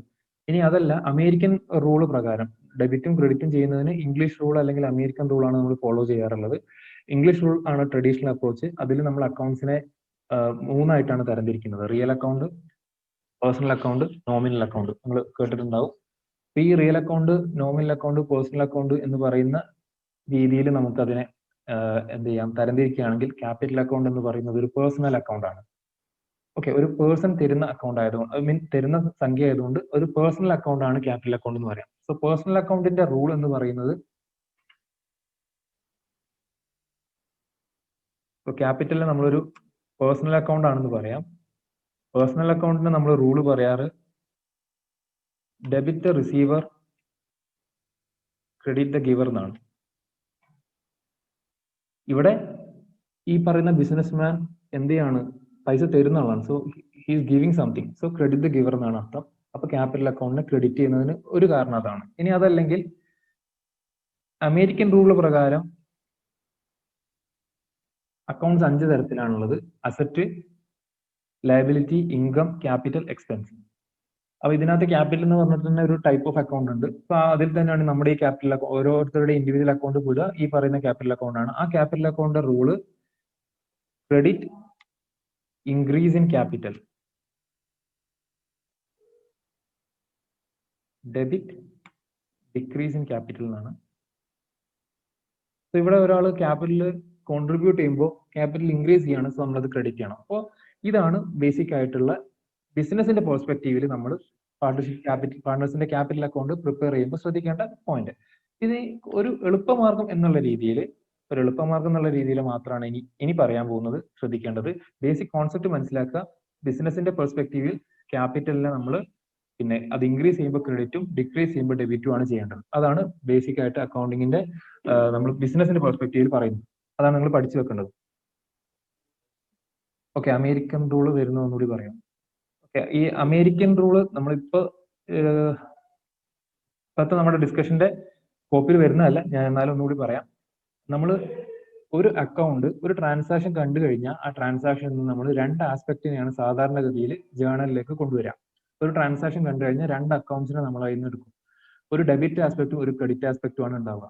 ഏതിനെയാണ് ഡെബിറ്റ് ചെയ്യേണ്ടത്, ഏതിനെയാണ് ക്രെഡിറ്റ് ചെയ്യേണ്ടത് എന്നുള്ളത് തീരുമാനിക്കുന്നത് റൂള് 2 തരം റൂൾ ഉണ്ട്. ഏതെങ്കിലും ഒരു റൂള് ഫോളോ ചെയ്തിട്ടാണ്. ഒന്നെങ്കിൽ അമേരിക്കൻ റൂള് അല്ലെങ്കിൽ English rule. Okay, American rule എന്ന് പറയുന്നത് പ്രകാരം അത് മോഡേൺ അപ്രോച്ച് ആണ്. 5 തരത്തിലാണ് നമ്മുടെ എല്ലാ അക്കൗണ്ടുകളും, ബിസിനസ്സിൽ കൈകാര്യം ചെയ്യാൻ പറ്റുന്ന എല്ലാ അക്കൗണ്ടുകളെയും 5 ആക്കി തരംതിരിക്കാം എന്നാണ് അമേരിക്കൻ റൂള് പറയുന്നത്. അത് assets, liabilities, income, capital and expense. ഓർത്തു വെക്കാൻ ഇതിന്റെ ആദ്യത്തെ അക്ഷരങ്ങൾ ചേർത്ത് വെച്ചാൽ മതി, ആലീസ് എന്ന് കിട്ടും. അപ്പൊ ആലീസ് റൂളാണ് അക്കൗണ്ടിംഗ് അമേരിക്കൻ റൂളിൽ നിന്ന് ഓർത്തു വെക്കാൻ എളുപ്പമായിരിക്കും. ഇംഗ്ലീഷ് റൂൾ വരുമ്പോൾ ഇംഗ്ലീഷ് റൂളിനകത്ത് മെയിൻ ആയിട്ട് ഈ അക്കൗണ്ട്സുകളെ, ബിസിനസ്സിൽ കൈകാര്യം ചെയ്യുന്ന എല്ലാ അക്കൗണ്ടുകളെയും 3 ആയി തരംതിരിക്കാം എന്നാണ് പറയുന്നത്. അത് real account, personal account, nominal account. ഇതിൽ തന്നെ ഈ പേഴ്സണൽ അക്കൗണ്ടിനെ 3 ആക്കിയിട്ട് വേറെയും തരംതിരിക്കുന്നുണ്ട്. Natural person, artificial person, representative personal account എന്നുള്ള രീതിയിൽ. ഇപ്പൊ അമേരിക്കൻ റൂൾ ചോദിച്ചുകൊണ്ട് ഞാൻ പറയാം. അമേരിക്കൻ റൂളാണ് നമുക്ക് ഫോളോ ചെയ്യാൻ എളുപ്പം. നമ്മൾ ഒരു ട്രാൻസാക്ഷൻ കണ്ടു കഴിഞ്ഞാൽ ആ ട്രാൻസാക്ഷൻ എന്നുള്ള 2 ആസ്പെക്ട് ഏതാണെന്ന് മനസ്സിലാക്കുക. ആ ആസ്പെക്ട് ഈ അസറ്റ് ആണോ, ലയബിലിറ്റി ആണോ, ഇൻകം ആണോ, ക്യാപിറ്റൽ ആണോ, എക്സ്പെൻസ് ആണോ എന്ന് ആദ്യം തീരുമാനിക്കാം. ഉദാഹരണത്തിന് ക്യാഷ്, എന്താ പറയാ, when a business started with a capital of rupees 2 lakh, 2 ലക്ഷം രൂപ കൊണ്ട് ഒരു ബിസിനസ് സ്റ്റാർട്ട് ചെയ്തു എന്ന് പറയുമ്പോൾ അവിടെ വരുന്ന 2 ആസ്പെക്ട് എന്ന് പറയുന്നത് ഒന്ന് ക്യാഷും രണ്ടാമത്തെ ക്യാപിറ്റലാണ്. ബിസിനസ്സിലേക്ക് കുറെ ക്യാഷ് വരുന്നു, 2 ലക്ഷം രൂപ വരുന്നു. അതേപോലെ അത് വരുന്നത് ക്യാപിറ്റലിന്റെ ഫോമിലാണ്. ഒരു ബിസിനസിന് ഓണർ ആണ് അത് കോൺട്രിബ്യൂട്ട് ചെയ്യുന്നത്. ഇവിടെ ക്യാഷ്, ക്യാപിറ്റൽ എന്ന് പറയുന്ന 2 ആസ്പെക്ട് ഉണ്ട്. ഇതിൽ ക്യാഷ് എന്ന് പറയുന്നത് ഒരു അസറ്റ് ആണ്. ക്യാഷ് എന്ന് പറയുന്നത് നമുക്ക് അറിയുന്ന പോലെ ഒരു അസറ്റ് ആണ്. ക്യാപിറ്റൽ എന്ന് പറയുന്നത് ക്യാപിറ്റൽ എന്ന് പറയുന്ന ഒരു ടൈപ്പ് ഓഫ് അക്കൗണ്ടിൽ പെടുന്നതാണ്. ഇനി ഈ ക്യാഷിൽ ഇൻക്രീസ് ആണോ ഡിക്രീസ് ആണോ സംഭവിച്ചത് എന്നുള്ളതാണ് ഇനി നോക്കേണ്ടത്. ഇവിടെ ബിസിനസ്സിലേക്ക് ക്യാഷ് വരുമ്പോൾ ക്യാഷിൽ ഇൻക്രീസ് ആണ് സംഭവിക്കുന്നത്. സോ ക്യാഷ് ഇൻക്രീസ് ചെയ്യുമ്പോൾ നമ്മൾ എന്ത് ചെയ്യണം? ഡെബിറ്റ് ചെയ്യണം. അതേപോലെ ക്യാപിറ്റലും ഇവിടെ ഇൻക്രീസ് ആണ് സംഭവിച്ചിട്ടുള്ളത്. ബിസിനസിന്റെ ക്യാപിറ്റൽ കൂടിയിരിക്കുകയാണ്. ക്യാപിറ്റൽ കൂടുമ്പോൾ റൂൾ ക്രെഡിറ്റ് ആണ്. ചുരുക്കി പറഞ്ഞ അസറ്റ് അതേപോലെ എക്സ്പെൻസ്, ആദ്യത്തെ അക്കൗണ്ടും ലാസ്റ്റത്തെ അക്കൗണ്ടും ഇത് രണ്ടും ഇൻക്രീസ് ചെയ്യുമ്പോൾ ഡെബിറ്റ് ആണ് ചെയ്യേണ്ടത്. നടുവിൽ വരുന്ന 3 തരം അക്കൗണ്ട്, ലയബിലിറ്റീസ്, അതേപോലെ ഇൻകം, അതേപോലെ ക്യാപിറ്റൽ, ഇത് 3ഉം ഇൻക്രീസ് ചെയ്യുമ്പോൾ ക്രെഡിറ്റ് ആണ് ചെയ്യേണ്ടത്. ഇതാണ് ബേസിക് ആയിട്ട് വരുന്ന അമേരിക്കൻ റൂൾ എന്ന് പറയുന്നത്. ഓക്കെ, അപ്പൊ ഇത് പ്രകാരം നമ്മൾ ക്യാപിറ്റൽ ക്രെഡിറ്റ് ചെയ്യണം എന്നുള്ളത് നമുക്ക് മനസ്സിലായി. ക്യാപിറ്റലിൽ ഒരു ഇൻക്രീസ് സംഭവിക്കുമ്പോൾ ക്യാപിറ്റൽ ക്രെഡിറ്റ് ചെയ്യണം. ക്യാപിറ്റൽ ഒരു ഡിക്രീസ് സംഭവിക്കുമ്പോൾ ക്യാപിറ്റലിനെ ഡെബിറ്റ് ചെയ്യണം. അതാണ് അമേരിക്കൻ റൂളിൽ വരുന്നത്. ക്ലിയർ ആയെന്ന് വിചാരിക്കുന്നു. ഞാൻ വീണ്ടും ഈ ക്യാപിറ്റൽ അക്കൗണ്ടിനെ നമ്മൾ എളുപ്പത്തിൽ മനസ്സിലാക്കാനുള്ള ഒരു മാർഗത്തിലേക്ക് വരുന്നത്, ക്യാപിറ്റൽ അക്കൗണ്ടിനെ ഇത് ഒരു എന്താ പറയാ, ഒരു ബൈപ്പാസിംഗ് ആണ്. ശരിയായ റൂൾ എന്ന് പറയുന്നത് ഈ അമേരിക്കൻ റൂൾ അല്ലെങ്കിൽ ഇംഗ്ലീഷ് റൂൾ അനുസരിച്ച് അക്കൗണ്ട്സ് പ്രിപ്പയർ ചെയ്യുക എന്നുള്ളതാണ്. പെട്ടെന്ന് നമുക്ക് ടൈം ലിമിറ്റ് കൂടി നോക്കിയിട്ട് ചെയ്യേണ്ടത് കൊണ്ടാണ്. അതുകൊണ്ട് പെട്ടെന്ന് മനസ്സിലാക്കാൻ വേണ്ടിയിട്ട് ഒരു പാർട്ട്ണർക്ക് കിട്ടുന്നതെല്ലാം ആ പാർട്ട്ണറുടെ ക്യാപിറ്റൽ അക്കൗണ്ടിന്റെ ക്രെഡിറ്റ് സൈഡിലാണ് കാണിക്കുക. ഒരു പാർട്ട്ണർ തിരിച്ച് ബിസിനസ്സിലേക്ക് കൊടുക്കുന്നതെല്ലാം അല്ലെങ്കിൽ തിരിച്ച് ബിസിനസ്സിൽ കൊടുക്കുന്നതാണ്, ഒരു പാർട്ട്ണറിന് നഷ്ടപ്പെടുന്നതല്ല. എന്ത് ചെയ്യണം? നമ്മൾ ഡെബിറ്റ് സൈഡിലാണ് കാണിക്കേണ്ടത്. ഇപ്പോൾ ഉദാഹരണത്തിന്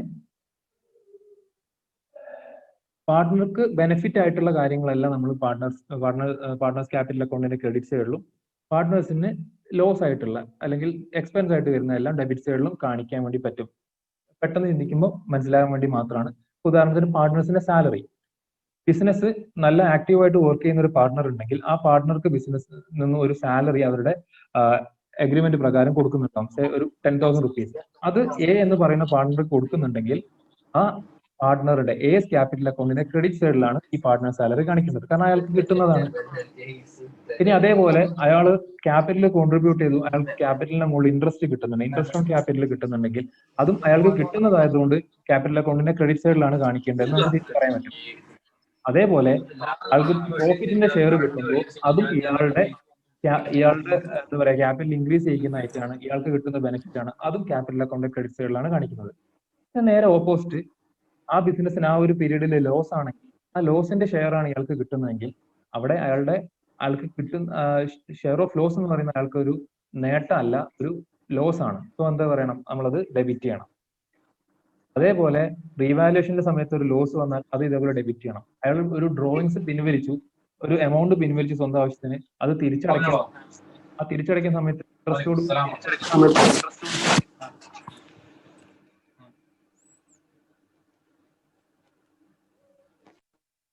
ഡ്രോയിങ്സ് അയാൾ സ്വന്തം ആവശ്യത്തിന് വേണ്ടി പിൻവലിച്ച ഒരു തുകയുണ്ട്, അത് തിരിച്ചടയ്ക്കാൻ ഇൻട്രസ്റ്റ് അടക്കം തിരിച്ചടയ്ക്കണം എന്ന് പറയുമ്പോൾ അത് അയാൾക്കൊരു എക്സ്പെൻസ് ആണ്. സോ അത് നമ്മൾ ഡെബിറ്റ് ചെയ്യണം. ഈ രീതിയിൽ നിങ്ങൾക്ക് എന്ത് ചെയ്യാം? ചിന്തിക്കാം. ഏതാണോ എളുപ്പം അതനുസരിച്ച് പോകാം. ഞാൻ എപ്പോഴും നിങ്ങൾ ഫോളോ ചെയ്യുകയാണെങ്കിൽ ഏറ്റവും നല്ലത് നമ്മുടെ ബേസിക് കോൺസെപ്റ്റ്സ് അനുസരിച്ച് ഫോളോ ചെയ്യുന്നതാണ് ഏറ്റവും നല്ലത്. വേറെ കൺഫ്യൂഷനിലേക്കൊന്നും പോയില്ല, എല്ലാത്തിലേക്കും ഒരേപോലെ ആപ്ലിക്കബിൾ ആയിട്ട് വരികയും ചെയ്യും. ഇനി നിങ്ങൾ തന്നെ ചില ആളുകൾക്ക് പെട്ടെന്ന് കത്തുക ചിലപ്പം മറ്റേ രീതി ആണെങ്കിൽ അത് ഫോളോ ചെയ്യാം എന്ന് മാത്രം, അതുകൊണ്ട് അത് പറഞ്ഞത് മാത്രമേ ഉള്ളൂ. അപ്പോൾ ഇതനുസരിച്ച് പാർട്ട്നേഴ്സ് ക്യാപിറ്റൽ അക്കൗണ്ടിലേക്ക് എന്തെല്ലാമാണ് ക്രെഡിറ്റും ഡെബിറ്റും ചെയ്യുക എന്നുള്ളതാണ് ഞാൻ ഇവിടെ ഫസ്റ്റത്തെ പോയിന്റ്സിൽ വരുന്നത്. ജസ്റ്റ് ഞാൻ വായിക്കാം. Partners capital account credited with cash or assets brought in as capital. ഒരാള് ബിസിനസ്സിലേക്ക് ക്യാഷോ അല്ലെങ്കിൽ ചിലപ്പോൾ അസറ്റോ ആയിട്ടായിരിക്കും ഈ പറയുന്ന ക്യാപിറ്റൽ കൊണ്ടുവരുന്നുണ്ടാവുക. അങ്ങനെ കൊണ്ടുവരുന്നതിനെ നമ്മൾ ഇയാളുടെ പാർട്ട്നേഴ്സ് ക്യാപിറ്റൽ അക്കൗണ്ടിൽ ക്രെഡിറ്റ് ചെയ്യണം. അഡീഷണൽ ക്യാപിറ്റൽ കൊണ്ടുവന്നാൽ അത് ക്രെഡിറ്റ് ചെയ്യണം. അതേപോലെ എന്തെങ്കിലും പാർട്ട്നർ സാലറി അയാൾക്ക് കൊടുക്കുന്നുണ്ടെങ്കിൽ അത് അയാളുടെ അക്കൗണ്ടിൽ ക്രെഡിറ്റ് ചെയ്യണം. കമ്മീഷൻ കൊടുക്കുന്നുണ്ടെങ്കിൽ അത് ക്രെഡിറ്റ് ചെയ്യണം. ഇൻട്രസ്റ്റ് ഓൺ ക്യാപിറ്റൽ കൊടുക്കുന്നുണ്ടെങ്കിൽ ക്രെഡിറ്റ് ചെയ്യണം. ഷെയർ ഓഫ് പ്രോഫിറ്റ് കൊടുക്കുമ്പോൾ ക്രെഡിറ്റ് ചെയ്യണം. Share of goodwill credit ചെയ്യണം. ഷെയർ ഓഫ് റീവാലുവേഷൻ പ്രോഫിറ്റ് നമ്മൾ ഇതേപോലെ ക്രെഡിറ്റ് ചെയ്യണം. അതേപോലെ share of accumulated profits and reserves. So അതിന്റെ ഏറ്റവും ബേസിക് ആയിട്ട് മനസ്സിലാക്കേണ്ട whatever increases the capital, ഒരാളുടെ ക്യാപിറ്റൽ അക്കൗണ്ട് ഇൻക്രീസ് ചെയ്യിക്കുന്ന എന്ത് ഐറ്റം വന്നാലും അതെല്ലാം അയാളുടെ അക്കൗണ്ടിന്റെ ക്രെഡിറ്റ് സൈഡിൽ കാണിക്കണം. ഇനി ഡെബിറ്റ് ചെയ്യേണ്ട items drawings, withdrawal of capital, interest on drawings, share of accumulated losses, share of revaluation loss and share of ആ ഒരു പീരീഡിലെ ലോസ്, ഷെയർ ഓഫ് ലോസ്. അതിന്റെ പിന്നിലുള്ള ലോജിക് എന്ന് പറയുന്നത് whatever decreases the capital, ഒരാളുടെ ക്യാപിറ്റൽ ഡിക്രീസ് ചെയ്യുന്ന എന്തെല്ലാം ആയിട്ടുണ്ടോ അതെല്ലാം ഡെബിറ്റ് സൈഡിലാണ് കാണിക്കേണ്ടത്. ഓക്കെ, ഇതാണ് ഇപ്പോൾ പഠിച്ചു വെക്കേണ്ട പോയിന്റ്. ഇത്രേ ഉള്ളൂ. പാർട്ട്നേഴ്സ് ക്യാപിറ്റൽ അക്കൗണ്ടിൽ ക്രെഡിറ്റ് ചെയ്യേണ്ടത് അയാളുടെ ക്യാപിറ്റൽ ഇൻക്രീസ് ചെയ്യുന്ന എല്ലാ ഐറ്റംസും, ഡെബിറ്റ് ചെയ്യേണ്ടത് അയാളുടെ ക്യാപിറ്റൽ ഡിക്രീസ് ചെയ്യുന്ന എല്ലാ ഐറ്റംസും. ഓക്കെ, അപ്പൊ ഈ ഒരു പോയിന്റിൽ വെച്ചിട്ട് നമ്മൾ പിന്നെ ശ്രദ്ധിക്കേണ്ട കാര്യം ഏത് തരത്തിലാണ് ഈ ക്യാപിറ്റൽ അക്കൗണ്ട് മെയിൻറ്റെയിൻ ചെയ്യുക എന്നുള്ളത്. ഒന്നെങ്കിൽ ഫിക്സഡ് ക്യാപിറ്റൽ മെത്തേഡ് അല്ലെങ്കിൽ ഫ്ലക്ച്വേറ്റിംഗ് ക്യാപിറ്റൽ മെത്തേഡ് എന്ന് ഞാൻ ഇപ്പൊ പറഞ്ഞിട്ടുണ്ടായിരുന്നു.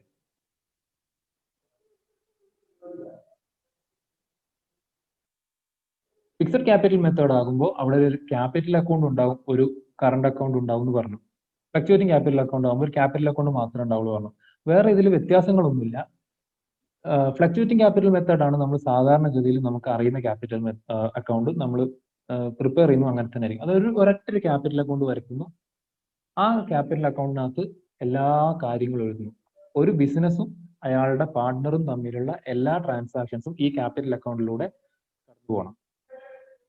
ഒരു ബിസിനസ് പാർട്ട്ണർഷിപ്പ് ഫേമും ഈ പാർട്ട്നേഴ്സും തമ്മിലുള്ള എല്ലാ ട്രാൻസാക്ഷൻസും, ഇവർ തമ്മിലുള്ള എല്ലാ ട്രാൻസാക്ഷൻസും ഈ ക്യാപിറ്റൽ അക്കൗണ്ടിലൂടെ കടന്നു പോകണം. അപ്പൊ ഈ ക്യാപിറ്റൽ അക്കൗണ്ടിൽ അപ്പൊ അയാൾ ഇൻട്രൊഡ്യൂസ് ചെയ്ത ക്യാപിറ്റൽ ഉണ്ടാകും, അയാൾക്ക് കൊടുക്കുന്ന സാലറി കമ്മീഷൻ എന്തെങ്കിലും ഉണ്ടെങ്കിൽ അതുണ്ടാവും, ഇൻട്രസ്റ്റ് ഓൺ ഡ്രോയിങ്സ് ഉണ്ടാവും, ഇയാൾ ഡ്രോയിങ്സ് നടത്തിയിട്ടുണ്ടെങ്കിൽ അത് ഉണ്ടാകും. അങ്ങനെ എല്ലാ കാര്യങ്ങളും ഇതിനകത്ത് വരും. അതാണ് ക്യാപിറ്റൽ അക്കൗണ്ട് മാത്രം മെയിൻറ്റെയിൻ ചെയ്യുന്ന fluctuating capital method. Fixed capital method ആകുമ്പോൾ നമ്മൾ 2 അക്കൗണ്ട് പ്രിപ്പയർ ചെയ്യുന്ന ഒരു ക്യാപിറ്റൽ അക്കൗണ്ട്, അതൊരു പെർമനന്റ് നേച്ചറുള്ള ഒരു അക്കൗണ്ട് ആണ്. അതിനകത്ത് ഇയാൾ ആദ്യമായി കൊണ്ടുവന്ന ക്യാപിറ്റൽ അയാൾ അഡീഷണൽ ക്യാപിറ്റൽ കൊണ്ടുവന്നാൽ, അയാൾ വിഡ്രോവൽ ഓഫ് ക്യാപിറ്റൽ നടത്തിയാൽ, ഈ 3 കാര്യങ്ങൾ മാത്രമാണ് ഫിക്സഡ് ക്യാപിറ്റൽ മെത്തേഡിലെ ക്യാപിറ്റൽ അക്കൗണ്ടിൽ കാണിക്കുക. ബാക്കി കറണ്ട് നേച്ചറിലുള്ള, റെക്കറിംഗ് നേച്ചറിലുള്ള, അതായത് എല്ലാ പീരീഡിലും സംഭവിക്കാൻ സാധ്യതയുള്ള partner salary, commission, interest on drawings, അങ്ങനത്തെ കാര്യങ്ങൾ, interest on capital, share of profit തുടങ്ങിയ കാര്യങ്ങളെല്ലാം കറണ്ട് അക്കൗണ്ടിൽ കാണിക്കും. ഒന്ന് സ്പ്ലിറ്റ് ചെയ്യുന്നു. ക്യാപിറ്റലിന്റെ പെർമനന്റ് നേച്ചറുള്ള കാര്യങ്ങളെല്ലാം ക്യാപിറ്റൽ അക്കൗണ്ടിലും, അവയുടെ ക്യാപിറ്റൽ തന്നെ ഒരു റെക്കറിംഗ് നേച്ചറിലുള്ള, കറണ്ട് നേച്ചറിലുള്ള കാര്യങ്ങളെല്ലാം കറണ്ട് അക്കൗണ്ടിലും കാണിക്കും. അങ്ങനെ 2 അക്കൗണ്ട് ആയിട്ട് അതിനെ സ്പ്ലിറ്റ് ചെയ്ത് കാണിക്കുന്നു. അത്രേ ഉള്ളൂ ഫിക്സഡ് ക്യാപിറ്റൽ മെത്തേഡ്. ഇതെല്ലാം കൂടി ക്ലബ് ചെയ്ത് ഒറ്റ അക്കൗണ്ട് ആയി കാണിക്കുകയാണെങ്കിൽ അതാണ് ഫ്ലക്ച്വേറ്റിംഗ് ക്യാപിറ്റൽ മെത്തേഡ്. വരുന്ന ഐറ്റംസിലും വ്യത്യാസമൊന്നുമില്ല. ഇപ്പൊ നമ്മൾ ഇവിടെ കാണിച്ചിട്ടുള്ള ഐറ്റംസ് തന്നെ അതിനകത്ത് വരാൻ സാധ്യതയുള്ള ഐറ്റംസ് ഇതൊക്കെ തന്നെ ഉള്ളൂ. ഈ പാർട്ട്നർ സാലറി, ഞാൻ ഹൈലൈറ്റ് ചെയ്യുന്ന കാര്യങ്ങൾ, ഈ ഐറ്റംസ് മാത്രമേ ഇതിനകത്ത് വരുള്ളൂ. ഇതിൽ ഏതൊക്കെയാണ് ക്രെഡിറ്റ് ചെയ്യുക, ഡെബിറ്റ് ചെയ്യുക എന്നുള്ള ഇവിടെ ഞാൻ പറഞ്ഞിട്ടുണ്ട്. അത് ചെയ്യുമ്പോൾ ഈ പറയുന്ന എല്ലാ കാര്യങ്ങളും ഒന്നിച്ച് ഒരൊറ്റ അക്കൗണ്ട് ആയിട്ട് പ്രിപ്പയർ ചെയ്യണമെങ്കിൽ അത് ഫ്ലക്ച്വേറ്റിംഗ് ക്യാപിറ്റൽ മെത്തേഡ്. 2 അക്കൗണ്ടായി സ്പ്ലിറ്റ് ചെയ്ത് പെർമനന്റ് നേച്ചറുള്ളത് വേറെ, റവന്യൂ നേച്ചറുള്ളത് വേറെ ആയിട്ട് ചെയ്യുകയാണെങ്കിൽ അതിനെ ഫിക്സഡ് ക്യാപിറ്റൽ മെത്തേഡ് എന്ന് പറയും. ഓക്കെ, ഇതേപോലെ പാർട്ണർഷിപ്പ് അക്കൗണ്ട്സിനകത്ത് ഒരു സ്പെഷ്യൽ ഐറ്റം ആയിട്ട് വരുന്ന ഒരു അക്കൗണ്ട് ആണ് profit and loss appropriation account. നമ്മുടെ സോൾ ബിസിനസ് നിന്ന് 2ാമത്തെ പടി നിൽക്കുന്ന ഒരു ബിസിനസ് ടൈപ്പ് ആയിട്ട് നമുക്ക് പാർട്ണർഷിപ്പ് ഫേമിനെ കാണാം. ഏറ്റവും താഴത്തെ സ്റ്റെപ്പ് ബൈ സ്റ്റെപ്പ് ആലോചിക്കുകയാണെങ്കിൽ ഏറ്റവും താഴെ ഒരു സോൾ പ്രൊപ്പറേറ്റർഷിപ്പ്, തൊട്ട് മുകളിൽ പാർട്ണർഷിപ്പ് ഫേം ആണെന്ന് വിചാരിക്കാം. സോൾ പ്രൊപ്പറേറ്റർഷിപ്പിൽ ഇല്ലാത്ത ഒരു പ്രത്യേക അക്കൗണ്ട് ആണ് profit and loss appropriation account partnership ഫേമിൽ വരുന്നത്. അപ്പൊ വാക്കുകളുടെ അർത്ഥം ശ്രദ്ധിക്കുക. അപ്രോപ്രിയേഷൻ എന്നാണ്, വീതം വെക്കുക എന്നാണ് അതിന്റെ അർത്ഥം. നമ്മൾ ഒരു ബിസിനസ് കോണ്ടക്സ്റ്റ് നമ്മൾ പറയുമ്പോൾ പ്രോഫിറ്റ് അല്ലെങ്കിൽ ലോസ് അതിനെ അപ്രോപ്രിയേറ്റ് ചെയ്യുന്ന അക്കൗണ്ടാണ്. അപ്പൊ ബിസിനസ്സിൽ ഒരു വർഷത്തിന്റെ എൻഡിൽ ഉണ്ടാകുന്ന പ്രോഫിറ്റ് ആണോ ലോസ് ആണോ എന്നുള്ളത് നമ്മൾ പ്രോഫിറ്റ് ആൻഡ് ലോസ് അക്കൗണ്ട് ഉണ്ടാക്കി കണ്ടുപിടിക്കും. അത് നമുക്ക് അറിയുന്നതാണ് പ്രോഫിറ്റ് ആൻഡ് ലോസ് അക്കൗണ്ട്. ആ പ്രോഫിറ്റ് ആൻഡ് ലോസ് അക്കൗണ്ടിന്റെ ഒരു പ്രോഫിറ്റ് ആൻഡ് ലോസ് അക്കൗണ്ട് ആണെങ്കിൽ അതിന് ഡെബിറ്റ് സൈഡും ഉണ്ടാകും, അതേപോലെ ക്രെഡിറ്റ് സൈഡും ഉണ്ടാകും. ഡെബിറ്റ് സൈഡിൽ നമ്മൾ കുറെ എക്സ്പെൻസസ് ആണ് എഴുതുക. നമ്മുടെ ബിസിനസിന്റെ എല്ലാ എക്സ്പെൻസും പ്രോഫിറ്റ് ആൻഡ് ലോസ് അക്കൗണ്ടിന് ഡെബിറ്റ് സൈഡിൽ എഴുതുന്നുണ്ടാകും. ക്രെഡിറ്റ് സൈഡിൽ നമ്മൾ എല്ലാ ഇൻകം അറ്റ് ദി എൻഡ് ആ ഒരു അക്കൗണ്ട് പ്രിപ്പയർ ചെയ്തതിന്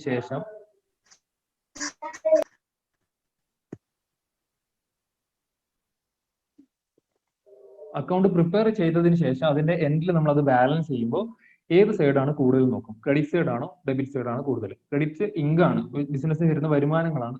ഡെബിറ്റിൽ എക്സ്പെൻസ് ആണ്, ബിസിനസ്സിന് വരുന്ന ചിലവുകളാണ്. അപ്പോൾ ഒബ്വിയസ്ലി ഇൻകത്തിൽ നിന്ന് എക്സ്പെൻസ് മൈനസ് ചെയ്യുമ്പോൾ ഒരു പോസിറ്റീവ് ഫിഗർ കിട്ടിയാൽ നമുക്ക് പ്രോഫിറ്റ് ആണെന്ന് പറയാം.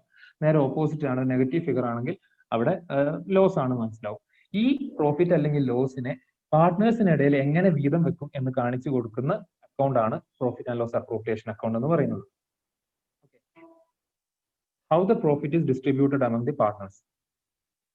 ഈ പ്രോഫിറ്റ് ആൻഡ് ലോസ് അക്കൗണ്ടിന്റെ എൻഡ് ഫിഗർ എന്ന് പറയുന്നത് either net profit or net loss. ഇപ്പൊ ഇത് നെറ്റ് പ്രോഫിറ്റ് ആണെന്ന് വിചാരിക്കുക. നെറ്റ് പ്രോഫിറ്റ് ആണെങ്കിൽ ഈ നെറ്റ് പ്രോഫിറ്റ് ബിസിനസിന്റെ ഓപ്പറേഷൻസ് നിന്ന് കിട്ടിയുള്ള പ്രോഫിറ്റ് ആണ്. ഇനി ഇത് കഴിഞ്ഞിട്ട് നമ്മൾ profit and loss appropriation account prepare ചെയ്യും. ഈ അപ്രോപ്രിയേഷൻ അക്കൗണ്ട് എന്ന് പറയുന്നത് പ്രോഫിറ്റ് ആൻഡ് ലോസ് അക്കൗണ്ടിന്റെ ഒരു എക്സ്റ്റൻഷൻ പോലെയാണ്. അതായത് പ്രോഫിറ്റ് ആൻഡ് ലോസ് അക്കൗണ്ട് നിർത്തിയോടുത്തുനിന്നാണ് ഇത് തുടങ്ങാം. അപ്പൊ അതുകൊണ്ട് തന്നെ ഇതിന്റെ ക്രെഡിറ്റ് സൈഡിൽ ആദ്യം നമ്മൾ പ്രോഫിറ്റ് ആൻഡ് ലോസ് അക്കൗണ്ടിൽ നമ്മൾ കണ്ടുപിടിച്ച് വെച്ചിട്ടുള്ള നെറ്റ് പ്രോഫിറ്റ് കൊണ്ടുവരും. ദെൻ ഈ നെറ്റ് പ്രോഫിറ്റ് ഇവർക്ക് വീതിച്ചു കൊടുക്കുന്നതിന് മുൻപ് പാർട്ട്നേഴ്സും ബിസിനസ്സും തമ്മിലുള്ള ചില ഇടപാടുകളുണ്ട്. ആ ഇടപാടുകൾ ഇവിടെ നമ്മൾ എന്ത് ചെയ്യണം? റെക്കോർഡ് ചെയ്ത് അഡ്ജസ്റ്റ് ചെയ്യണം. അപ്പൊ ആ ഇടപാടുകൾ ഉദ്ദേശിക്കുന്നത് പാർട്ട്നേഴ്സിന് കൊടുക്കുന്ന സാലറി. ഒരു എംപ്ലോയിക്ക് സാലറി കൊടുക്കുന്ന പോലെയല്ല പാർട്ട്നേഴ്സിന് സാലറി കൊടുക്കുന്നത്. പാർട്ട്നേഴ്സിന് കൊടുക്കുന്ന സാലറി ഒരു കമ്മീഷൻ എന്ന് പറയുന്നത് ഒരു എംപ്ലോയർ റിലേഷൻഷിപ്പിന്റെ ഭാഗമായിട്ടുള്ളതല്ല. അയാൾ ആ ബിസിനസ്സിൽ വർക്ക് ചെയ്യുന്നത് കൊണ്ട്, എങ്ങനെ ഒരു ആക്റ്റീവ് പാർട്ട്ണറായിട്ട് നിലനിൽക്കുന്നത് കൊണ്ട് പാർട്ട്ണർഷിപ്പ് ഡീഡ് പ്രകാരം പ്രൊവൈഡ് ചെയ്യുന്നതാണത്. ബിസിനസ്സിന് പ്രോഫിറ്റ് ഉണ്ടെങ്കിൽ മാത്രമാണ് ഈ സാലറി കൊടുക്കുക. പക്ഷെ പക്ഷെ ഒരു എംപ്ലോയിക്കുള്ള സാലറി ബിസിനസ്സിലെ ലാഭമാണോ നഷ്ടമാണോ എന്നുള്ളതിനെ അടിസ്ഥാനമാക്കിയിട്ടല്ല കൊടുക്കുക. അയാൾ അവിടെ ജോലി ചെയ്യുന്ന ആളാണ്, അയാൾക്ക് എന്തായാലും ശമ്പളം കൊടുത്തിരിക്കണം, മാസം നമ്മൾ കൊടുത്തിരിക്കണം. അപ്പൊ അത് ഒരു ചാർജ് അഗെയിൻസ്റ്റ് പ്രോഫിറ്റ് ആണ്. ഈ പറയുന്ന എംപ്ലോയിയുടെ സാലറി ഒരു ചാർജ് അഗെയിൻസ്റ്റ് പ്രോഫിറ്റ് ആണ്. നമ്മുടെ പ്രോഫിറ്റിനെ കുറക്കുന്ന, നമ്മുടെ പ്രോഫിറ്റ് ഇതും കൂടി കണക്കിലെടുത്തിട്ട് മാത്രമേ ഡിറ്റർമൈൻ ചെയ്യാൻ പറ്റുള്ളൂ. അങ്ങനെ ഒരു ഐറ്റം ആണ് എംപ്ലോയി സാലറി. പക്ഷെ പാർട്ട്നേഴ്സിന് കൊടുക്കുന്ന സാലറി അത്തരത്തിലുള്ള ഒരു ഐറ്റം അല്ല, അതൊരു അപ്രോപ്രിയേഷൻ ആയിട്ടാണ്, പ്രോഫിറ്റ് അപ്രോപ്രിയേറ്റ് ചെയ്യുന്ന ഒരു ഐറ്റം ആണ്. ബിസിനസ്സിന് പ്രോഫിറ്റ് ഉണ്ടെങ്കിൽ മാത്രം നമ്മൾ പ്രൊവൈഡ് ചെയ്താൽ മതി. അപ്പൊ അങ്ങനെ ബിസിനസ്സിന് പ്രോഫിറ്റ് ഉണ്ടെങ്കിൽ നമ്മൾ ABC 3 പാർട്ട്നേഴ്സ് ആണ്, അതിൽ A എന്ന പാർട്ണർ ഒരു ആക്റ്റീവ് പാർട്ണർ ആണെങ്കിൽ ആ Aക്ക് സാലറി കൊടുക്കുന്നത് ഈ പ്രോഫിറ്റ് നിന്നാണ് എടുത്തു കൊടുക്കുക. അത് ബിസിനസ്സിന് പ്രോഫിറ്റ് ഉണ്ടെന്ന് ഉറപ്പ് വരുത്തിയതിന് ശേഷമാണ് ഇയാൾക്ക് സാലറി കൊടുക്കുക. അപ്പൊ നെറ്റ് പ്രോഫിറ്റ് ഒരു ഉദാഹരണത്തിന് ഒരു 50,000 ആണെന്ന് വിചാരിക്കുക. അതിന്ന് എക്ക് ഒരു 10,000 രൂപ സാലറി ആയിട്ട് കൊടുക്കുന്നു. ദെൻ B എന്ന് പറയുന്ന പാർട്ട്ണർക്ക് കമ്മീഷൻ കൊടുക്കുന്നുണ്ടാവും ഇവരുടെ ഇത് പ്രകാരം. സോ Bക്ക് കമ്മീഷൻ കൊടുക്കുന്നു ഒരു 5K 15,000 രൂപ. പിന്നെ Cക്ക് നിലവിൽ വേറെ ഒന്നും കൊടുക്കാനൊന്നുമില്ല. അങ്ങനെയാണ് ഇവരുടെ ഡീഡ് പ്രകാരമുള്ള. സി അങ്ങനെ വർക്കിംഗ് പാർട്ണർ അല്ല, ഒരു നോമിനൽ പാർട്ണറാണ്, സ്ലീപ്പിംഗ് പാർട്ണറാണ്. അപ്പൊ ആൾക്ക് ഒന്നും കൊടുക്കാനില്ല. അപ്പൊ ആക്റ്റീവ് ആയിട്ടുള്ള ആളുകൾക്ക് മാത്രമേ റെമ്യൂണറേഷൻ കൊടുക്കാൻ പാടുള്ളൂ. പിന്നെ ഇൻട്രസ്റ്റ് ഓൺ ക്യാപിറ്റൽ, അതേപോലെ ഇൻട്രസ്റ്റ് ഓൺ ഡ്രോയിങ്സ് തുടങ്ങിയ എന്തെങ്കിലും കാര്യങ്ങൾ ഉണ്ടെങ്കിൽ അതും ഇവിടേക്ക് നമ്മൾ കൊണ്ടുവരും. ഈ അപ്രോപ്രിയേഷൻ അക്കൗണ്ടിലേക്കാണ് വരിക. എന്നിട്ടാണ് നമ്മൾ എന്ത് ചെയ്യുക, ലാസ്റ്റ് ഇതെല്ലാം കൊടുത്തതിന് ശേഷം ബാക്കി എന്തെങ്കിലും പ്രോഫിറ്റ് ഉണ്ടോ എന്ന് നോക്കും. ആ പ്രോഫിറ്റ് ആണ് ഇവർക്ക് ഇവരുടെ പ്രോഫിറ്റ് ഷെയറിംഗ് റേഷ്യോയിൽ വീതിച്ചു കൊടുക്കുക. ഇങ്ങനെ പറയുന്ന പാർട്ട്നേഴ്സും ബിസിനസ്സും തമ്മിലുള്ള എല്ലാ എക്സ്പെൻസസ് അല്ലെങ്കിൽ ഇൻകം, എന്തെങ്കിലും തരത്തിലുള്ള ട്രാൻസാക്ഷൻസ്, അതെല്ലാം മീറ്റ് ചെയ്തതിനു ശേഷം മാത്രമാണ് നമ്മൾ ഈ പറയുന്ന ആക്ച്വൽ പ്രോഫിറ്റ് അപ്രോപ്രിയേഷൻ നടത്തുന്നത്. എത്ര ലാഭം ബാക്കിയുണ്ട്, ആ ബാക്കിയുള്ള ലാഭത്തിന് ഇവരുടെ ആ പ്രോഫിറ്റ് ഷെയറിംഗ് റേഷ്യോ ചിലപ്പോൾ ഈക്വൽ പാർട്ട്നേഴ്സ് ആണെങ്കിൽ 1:1:1, ചിലപ്പോൾ 3:4, 3:2:1 അങ്ങനെ എന്തെങ്കിലുമൊക്കെ ആയിരിക്കും ആ പറയുന്ന റേഷ്യോയിൽ വീതിച്ചു കൊടുക്കുക. ആ വീതിച്ചു കൊടുക്കുന്ന ഇവരുടെ ക്യാപിറ്റൽ അക്കൗണ്ടിലേക്ക് വരും. ഓക്കെ, ഇതാണ് പ്രോഫിറ്റ് ആൻഡ് ലോസ് അപ്രോപ്രിയേഷൻ അക്കൗണ്ടിന്റെ ഒരു ഏകദേശ രൂപം. പ്രോഫിറ്റ് ആൻഡ് ലോസ് അപ്രോപ്രിയേഷൻ അക്കൗണ്ടിൽ സാധാരണഗതിയിൽ നമ്മൾ ക്രെഡിറ്റ് ചെയ്യുന്ന അതേപോലെ ഡെബിറ്റ് ചെയ്യുന്ന ചില ഐറ്റംസ് ഉണ്ട്. ക്രെഡിറ്റ് ചെയ്യുന്ന ഐറ്റംസ് എന്ന് പറയുന്നത് ഒന്ന് പ്രോഫിറ്റ് ആൻഡ് ലോസ് അക്കൗണ്ട് പ്രകാരം നമ്മൾ കണ്ടുപിടിച്ചിട്ടുള്ള നെറ്റ് പ്രോഫിറ്റ്. ഓക്കെ, വേറൊരു ഐറ്റം ഇൻട്രസ്റ്റ് ഓൺ ഡ്രോയിങ്സ്. ഈ രണ്ട് ഐറ്റംസ് ആണ് പ്രധാനമായിട്ടും പ്രോഫിറ്റ് ആൻഡ് ലോസ് അപ്രോപ്രിയേഷൻ അക്കൗണ്ടിന്റെ ക്രെഡിറ്റ് സൈഡിനകത്ത് വരിക. So items which increases the profit left for distribution to partners other than those related to normal course of business. ബിസിനസിന്റെ normal ഓപ്പറേഷൻസിൽ നിന്ന് അല്ലാതെ പാർട്ട്നേഴ്സും ഇവരും തമ്മിൽ, പാർട്ട്നേഴ്സും ബിസിനസ്സും നേരിട്ടുള്ള ട്രാൻസാക്ഷൻസിൽ എന്തെങ്കിലും തരത്തിൽ ഈ പറയുന്ന ഒരു ഇൻകം പോലെ വരുന്നതുണ്ടെങ്കിൽ അതിനെയാണ് നമ്മൾ ക്രെഡിറ്റ് ചെയ്യുന്നുണ്ടാവുക.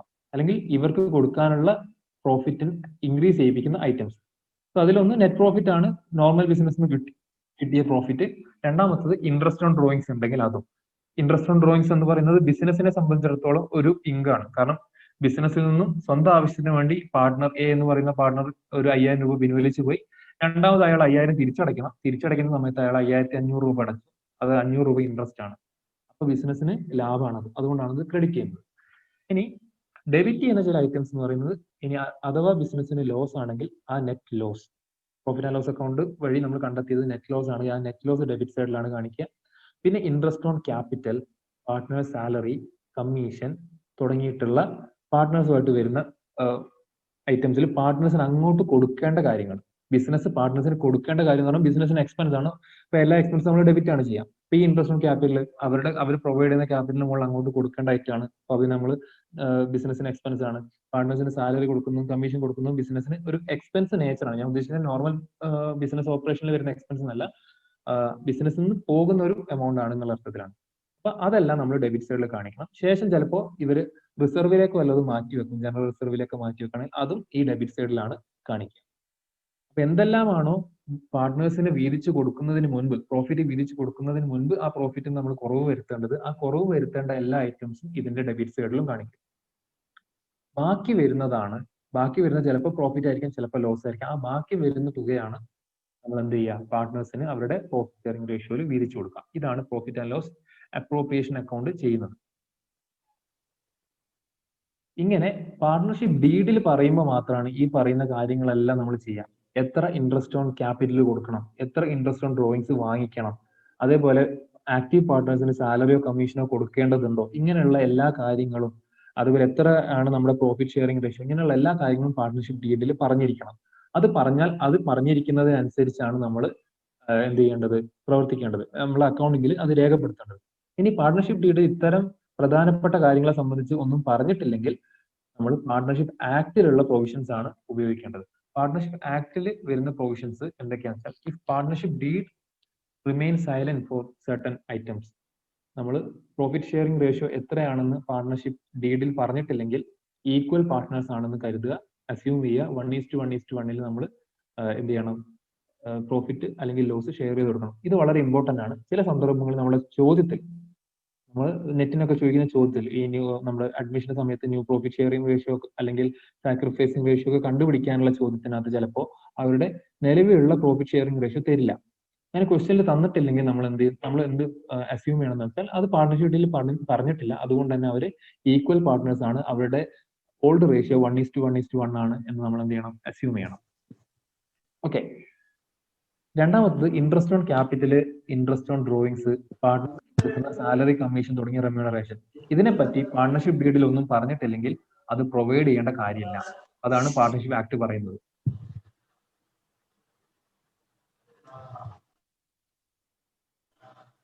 ദെൻ വരുന്നത് ഇൻട്രസ്റ്റ് ഓൺ പാർട്ട്നേഴ്സ് ലോൺ ആണ്. ക്യാപിറ്റലിന് പുറമെ ഒരു കടം എന്നുള്ള രീതിയിൽ, ഒരു ലോൺ എന്ന രീതിയിൽ വേണമെങ്കിൽ ഏതെങ്കിലും പാർട്ട്നേഴ്സിന് ബിസിനസ്സിലേക്ക് ഒരു എമൗണ്ട് കൊടുക്കാം. അപ്പൊ അങ്ങനെ കൊടുക്കുന്നത് നമ്മൾ ലോൺ ആയിട്ടാണ് നമ്മൾ പരിഗണിക്കുക, പാർട്ട്ണറിന്റെ ലോൺ ആയിട്ട്. സോ പാർട്ട്ണറിന്റെ ലോൺ പ്രൊവൈഡ് ചെയ്യുന്നത് ബിസിനസിന്റെ ഒരു എക്സ്റ്റേണൽ ലയബിലിറ്റി ആയിട്ട് തന്നെ നമ്മൾ ട്രീറ്റ് ചെയ്യണം. അത് ക്യാപിറ്റലോ പാർട്ട്ണർ ആണോ എന്നുള്ളത് നമ്മൾ നോക്കില്ല. പക്ഷെ പാർട്ട്നേഴ്സ് ലോൺ എന്നുള്ള രീതിയിലാണ് എഴുതുക, പക്ഷെ അതൊരു എക്സ്റ്റേണൽ ലയബിലിറ്റി ആണെന്നുള്ള രീതിയിൽ ട്രീറ്റ് ചെയ്യണം. അങ്ങനെയുള്ള ഒരു എക്സ്റ്റേണൽ ലയബിലിറ്റിക്ക് നമ്മൾ ഇൻട്രസ്റ്റ് കൊടുക്കേണ്ടത് പാർട്ട്ണർഷിപ്പ് ഡീഡിൽ എത്രയാണോ പറയുന്നത് അതനുസരിച്ച് കൊടുക്കുക. ഇനി അങ്ങനെ ഒന്നും പറയുന്നില്ലെങ്കിൽ 6% പെർ ആനം എന്ന രീതിയിൽ കൊടുക്കുക. ഒരു 6% എന്നുള്ള രീതിയിൽ ആ ഇൻട്രസ്റ്റ് പ്രൊവൈഡ് ചെയ്യുക. അതാണ് പാർട്ട്ണർഷിപ്പ് ആക്ട് പറയുന്നത്. So profit and loss appropriation account നമ്മളിപ്പോൾ ഇത്രയും ഡിസ്കസ് ചെയ്ത കാര്യങ്ങളാണ് ഒന്നും കൂടി ഇതിനകത്ത് സ്ലൈഡിനകത്തുള്ളത്. പ്രോഫിറ്റ് ആൻഡ് ലോസ് അക്കൗണ്ടിന്റെ എക്സ്റ്റൻഷൻ ആണ്. എങ്ങനെയാണ് നെറ്റ് പ്രോഫിറ്റ് അല്ലെങ്കിൽ നെറ്റ് ലോസ് പാർട്ട്നേഴ്സിന്റെ ഇടയിൽ വീതം വെക്കുന്നത് എന്ന് പറയുന്ന അക്കൗണ്ട്, കാണിച്ചു തരുന്ന അക്കൗണ്ട് ആണ് profit and loss appropriation account. ഫേമും അതിന്റെ പാർട്ട്നേഴ്സും തമ്മിലുള്ള എല്ലാ അഡ്ജസ്റ്റ്മെന്റും ഈ ഒരു അക്കൗണ്ട് വഴിയാണ് നമ്മൾ കാണിച്ചു കൊടുക്കുക. Partners are entitled to any remuneration, interest on capital, etc. only if there is profit as per the deal. Only if there is profit and it is as per the deal. Profit ഉണ്ടെങ്കിൽ മാത്രം, ഒരു ബിസിനസ്സിന് profit ഉണ്ടെങ്കിൽ മാത്രം, ഫേമിന് profit ഉണ്ടെങ്കിൽ മാത്രമേ പാർട്ട്നേഴ്സിന് കൊടുക്കേണ്ട റെമ്യൂണറേഷനും interest on ക്യാപിറ്റലും കൊടുക്കേണ്ടതുള്ളൂ. അത് തന്നെ പാർട്ട്ണർഷിപ്പ് ഡീഡിൽ പറഞ്ഞിട്ടുണ്ടെങ്കിൽ മാത്രമാണ് കൊടുക്കേണ്ടത്. ഓക്കെ. ദെൻ ഇതിൽ വരുന്ന മേജർ അഡ്ജസ്റ്റ്മെന്റ് നമ്മൾ പറഞ്ഞ പോലെ interest on capital, partner salary, commission, interest on drawings തുടങ്ങിയ കാര്യങ്ങളാണ്. പിന്നെ പ്രോഫിറ്റ് ആൻഡ് ലോസ് അപ്രോപ്രിയേഷൻ അക്കൗണ്ടിൽ ക്രെഡിറ്റ് ചെയ്യുന്ന ഡെബിറ്റ് ചെയ്യുന്ന ഐറ്റംസിനെ പറ്റി നമ്മൾ നേരത്തെ ഡിസ്കസ് ചെയ്തിട്ടുണ്ട്. നമ്മളൊരു profit and loss appropriation account prepare ചെയ്യുമ്പോൾ നമ്മൾ ബേസിക് ആയിട്ട് നമ്മൾ പഠിച്ചാണ്, അക്കൗണ്ടിങ്ങിന്റെ ഏറ്റവും ബേസിക് ആയിട്ടുള്ള കാര്യം ജേർണൽ എൻട്രി എഴുതാൻ പഠിക്കുക എന്നുള്ളതാണ്. അപ്പോൾ ഏതൊരു ട്രാൻസാക്ഷൻ നമ്മൾ റെക്കോർഡ് ചെയ്യുമ്പോൾ അതിന്റെ ജേർണൽ എൻട്രി കൃത്യമായിട്ട് നിങ്ങൾക്ക് ഓർമ്മ ഉണ്ടായിരിക്കണം. അത് നിങ്ങളുടെ കോർപ്പറേറ്റ് അക്കൗണ്ടിങ്ങിലൊക്കെ നിങ്ങൾക്ക് ഉപകാരപ്പെടുന്ന കാര്യമാണ്. ഇപ്പൊ ഈ പ്രോഫിറ്റ് ആൻഡ് ലോസ് അപ്രോപ്രിയേഷൻ അക്കൗണ്ടിൽ നമ്മൾ ഡെബിറ്റ് ചെയ്യണം, പ്രോഫിറ്റ് ഡെബിറ്റ് ചെയ്യണം, സാലറി ക്രെഡിറ്റ് ചെയ്യണം എന്നൊക്കെ, ഡെബിറ്റ് ചെയ്യണം എന്നുള്ള രീതിയിലൊക്കെ പറഞ്ഞിട്ടുണ്ടായിരുന്നു. അപ്പൊ അതൊക്കെ പറയുമ്പോൾ നമ്മൾ എഴുതേണ്ടത് സാലറിന്നോ അല്ലെങ്കിൽ ഈ പറയുന്ന പ്രോഫിറ്റ് എന്നുള്ള രീതിയിലല്ല, അത് ഏത് അക്കൗണ്ട് ആണ് എഴുതേണ്ടത് എന്നുള്ളതും ശ്രദ്ധിക്കേണ്ടതുണ്ട്. നമ്മൾ നെറ്റ് പ്രോഫിറ്റ് ആണെങ്കിൽ പ്രോഫിറ്റ് ആൻഡ് ലോസ് അക്കൗണ്ട് ആണ് അവിടെ, പ്രോഫിറ്റ് ആൻഡ് ലോസ് അക്കൗണ്ട് എന്നാണ് അത് വരുന്നത്. സോ ഇത് പ്രോഫിറ്റ് ആൻഡ് ലോസ് അക്കൗണ്ട് എന്ന് പറഞ്ഞിട്ടാണ് കാണിക്കേണ്ടത്. ബ്രാക്കറ്റിൽ നമുക്ക് നെറ്റ് പ്രോഫിറ്റ് എന്ന് മനസ്സിലാക്കാൻ വേണ്ടി എഴുതാം. അതേപോലെ പാർട്ട്നേഴ്സിന് സാലറി കൊടുക്കുന്നു, അപ്പൊ എ സാലറി എന്ന് പറഞ്ഞിട്ട് അത് കാണിക്കുക ആണ് എന്ന് വിചാരിക്കരുത്. അവിടെ എ സാലറി എന്ന് പറഞ്ഞിട്ടല്ല, എ ക്യാപിറ്റൽ അക്കൗണ്ട് എന്ന് പറഞ്ഞിട്ടാണ് നമ്മൾ കാണിക്കുക. എ ക്യാപിറ്റൽ അക്കൗണ്ട് അത് മനസ്സിലാകാൻ വേണ്ടി നമുക്ക് സാലറി എന്ന് വേണം ബ്രാക്കറ്റിൽ കൊടുക്കാം. ഇവിടെ ജേർണൽ എൻട്രി ഓർത്ത് വെക്കുക, profit and loss appropriation account up to A capital എന്നാണ് ജേർണൽ എൻട്രി വരിക. ഓക്കെ. അപ്പൊ അതിനർത്ഥം എന്താണ്, പ്രോഫിറ്റ് ആൻഡ് ലോസ് അക്കൗണ്ടിൽ നമ്മൾ ഡെബിറ്റ് സൈഡിലാണ് സാലറി കാണിക്കുന്നത്, പാർട്ട്നേഴ്സിന് കൊടുക്കുന്നത്. പക്ഷെ നമ്മൾ നേരത്തെ ക്യാപിറ്റൽ അക്കൗണ്ട് പഠിച്ചപ്പോൾ പറഞ്ഞു ക്യാപിറ്റൽ അക്കൗണ്ടിന്റെ ക്രെഡിറ്റ് സൈഡിലായിരിക്കും അയാൾക്ക് കിട്ടുന്ന സാലറി ഒക്കെ നമ്മൾ എഴുതുക. അപ്പോൾ ഒരു ഓപ്പോസിറ്റ് നേച്ചറിലാണ് ഈ ഒരു ട്രാൻസാക്ഷൻസിന്റെ എഫക്ട് അപ്രോപ്രിയേഷനിലും ക്യാപിറ്റൽ അക്കൗണ്ടിലും വരുന്നത്. സോ ക്യാപിറ്റൽ അക്കൗണ്ടിൽ നമ്മൾ ക്രെഡിറ്റ് ചെയ്യുന്ന എല്ലാ ഐറ്റംസും ഇവിടെ നമ്മൾ ഡെബിറ്റ് ചെയ്യുന്നുണ്ടാവും. എസ് ക്യാപിറ്റൽ സാലറിയുടെ കാര്യത്തിന് ബിക്ക് കമ്മീഷൻ കൊടുക്കുന്നുണ്ടെങ്കിൽ ബിയുടെ ക്യാപിറ്റലിന്റെ ക്രെഡിറ്റ് സൈഡിലാണ് അത് വരിക. അതിവിടെ അപ്രോപ്രിയേഷൻ അക്കൗണ്ടിന്റെ ഡെബിറ്റ് സൈഡിലാണ് വരിക, P capital account. Commission. Then interest on capital എക്കും ബിക്കും സിക്കും കൊടുക്കുന്നുണ്ടെങ്കിൽ ഓരോരുത്തരുടെയും ക്യാപിറ്റൽ അക്കൗണ്ടിലേക്കാണ് അത് പോവുക. So A's capital, B's capital and C's capital, ഇതൊക്കെ അവർക്ക് ഇൻട്രസ്റ്റ് കൊടുക്കുന്നതിനുള്ള ഒരു ജേണൽ എൻട്രി ആണെന്ന് വിചാരിക്കുക. അപ്പൊ ഇവിടേക്ക് എൻട്രി വരുന്നുണ്ടാവുക profit and loss account debited to A's capital account, profit and loss account debited to A's capital account. ആ രീതിയിൽ തന്നെയാണ് ജേണൽ എൻട്രി വരുന്നത്. ഇനി ഇപ്പുറത്തെ ഭാഗത്താണ് എഴുതുന്നതെങ്കിൽ A's capital account debited to profit and loss appropriation account എന്നുള്ള രീതിയിലും ജേണൽ എൻട്രി വരും. ഇവിടെ മനസ്സിലാക്കേണ്ട കാര്യം ക്യാപിറ്റൽ അക്കൗണ്ടും അപ്രോപ്രിയേഷൻ അക്കൗണ്ടും തമ്മിലാണ് എല്ലാ ട്രാൻസാക്ഷൻസും നടക്കുന്നത്. ഓക്കെ, ദെൻ നമ്മൾ ക്ലാസ് എടുത്ത് പോകുന്നതിന്റെ ഇടയിൽ നിങ്ങൾക്ക് ഏതെങ്കിലും ഒരു മൊമെന്റിൽ എന്തെങ്കിലും സംശയം തോന്നുകയാണെങ്കിൽ ജസ്റ്റ് അൺമ്യൂട്ട് ചെയ്ത് ചോദിക്കാം.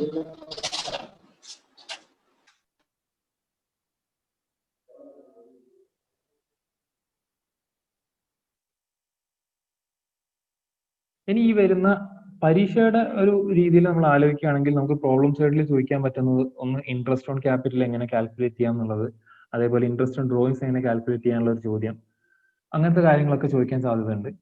ഉറപ്പൊന്നും പറയുന്നില്ല, ചോദിക്കാം എന്നുള്ള രീതിയിൽ. then അതേപോലെ പാസ്റ്റ് അഡ്ജസ്റ്റ്മെന്റ്സ്, ഗുഡ് വില്ല് ട്രീറ്റ്മെന്റ്, അത് ചോദിക്കാൻ സാധ്യതയുള്ളതാണ്. അത് തന്നെ നമ്മൾ അഡ്മിഷൻ ഡിറ്റർമിന് തുടങ്ങിയ കാര്യങ്ങളായിട്ട് ബന്ധപ്പെട്ടിട്ട് ഗുഡ് വിൽ എങ്ങനെ കാൽക്കുലേറ്റ് ചെയ്യുന്നുള്ള മെത്തേഡ്സ് ഉണ്ട്. പിന്നെ റീവാലുവേഷൻ ഓഫ് അസറ്റ്സ് ലയബിലിറ്റീസ് എന്താണ്, എങ്ങനെയാണ്, എപ്പോഴാണ് ചെയ്യേണ്ടത് തുടങ്ങിയ കാര്യങ്ങൾ. പിന്നെ അഡ്മിഷൻ റിട്ടയർമെന്റ്, ഡെത്ത് തുടങ്ങിയിട്ടുള്ള റീകോൺസ്റ്റിറ്റ്യൂഷൻ ഓഫ് പാർട്ണർഷിപ്പും ഡിസൊല്യൂഷൻ എന്ന് പറയുന്ന ഒരു ഈ പറയുന്ന ഫേം അടച്ചു പൂട്ടുന്ന ഒരു സിറ്റുവേഷൻ വരുമ്പോൾ അക്കൗണ്ട്സിൽ എന്തൊക്കെയാണ് നമ്മൾ ചെയ്യേണ്ടതെന്നുള്ള കാര്യങ്ങളാണ് പാർട്ണർഷിപ്പ് അക്കൗണ്ടിന്റെ ഏറ്റവും നമ്മൾ ഇമ്പോർട്ടന്റ് കോർ ആയിട്ട് വരുന്ന കൺസെപ്റ്റ്സ് ഒക്കെ.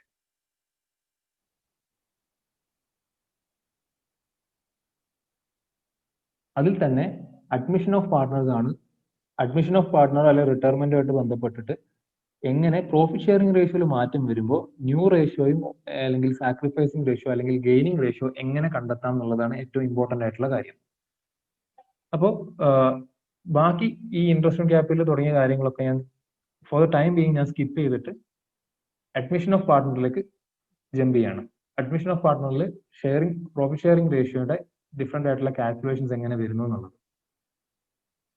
മുൻപുള്ള എക്സാംസിന്റെ ക്വസ്റ്റ്യൻ പേപ്പർ ഒക്കെ നിങ്ങൾ എടുത്തു നോക്കിയാൽ അതിൽ തന്നെ ഏറ്റവും കൂടുതൽ ചോദിച്ച് കണ്ടിട്ടുള്ളത് മീൻ ഈ ഒരു ഭാഗത്ത് നിന്ന് ചോദിച്ച് കണ്ടിട്ടുള്ളത് ഈ പറയുന്ന ന്യൂ റേഷ്യോ അല്ലെങ്കിൽ സാക്രിഫൈസിംഗ് റേഷ്യോ കണ്ടുപിടിക്കാനുള്ള ചോദ്യങ്ങളാണ്.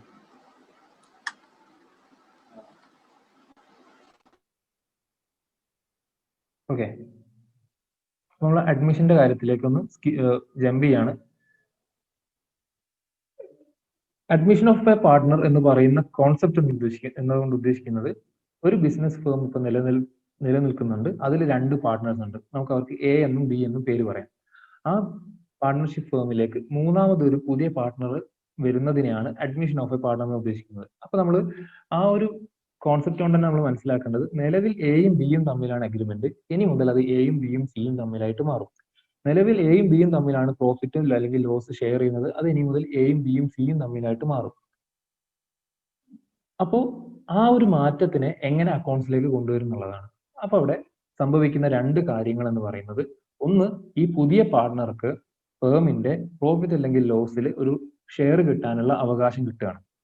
രണ്ടാമത് പുതിയതായിട്ട് വരുന്ന പാർട്ട്ണറിന് ബിസിനസിന്റെ അസറ്റിന്റെ മുകളിൽ ഒരു ഷെയർ കിട്ടുകയാണ്.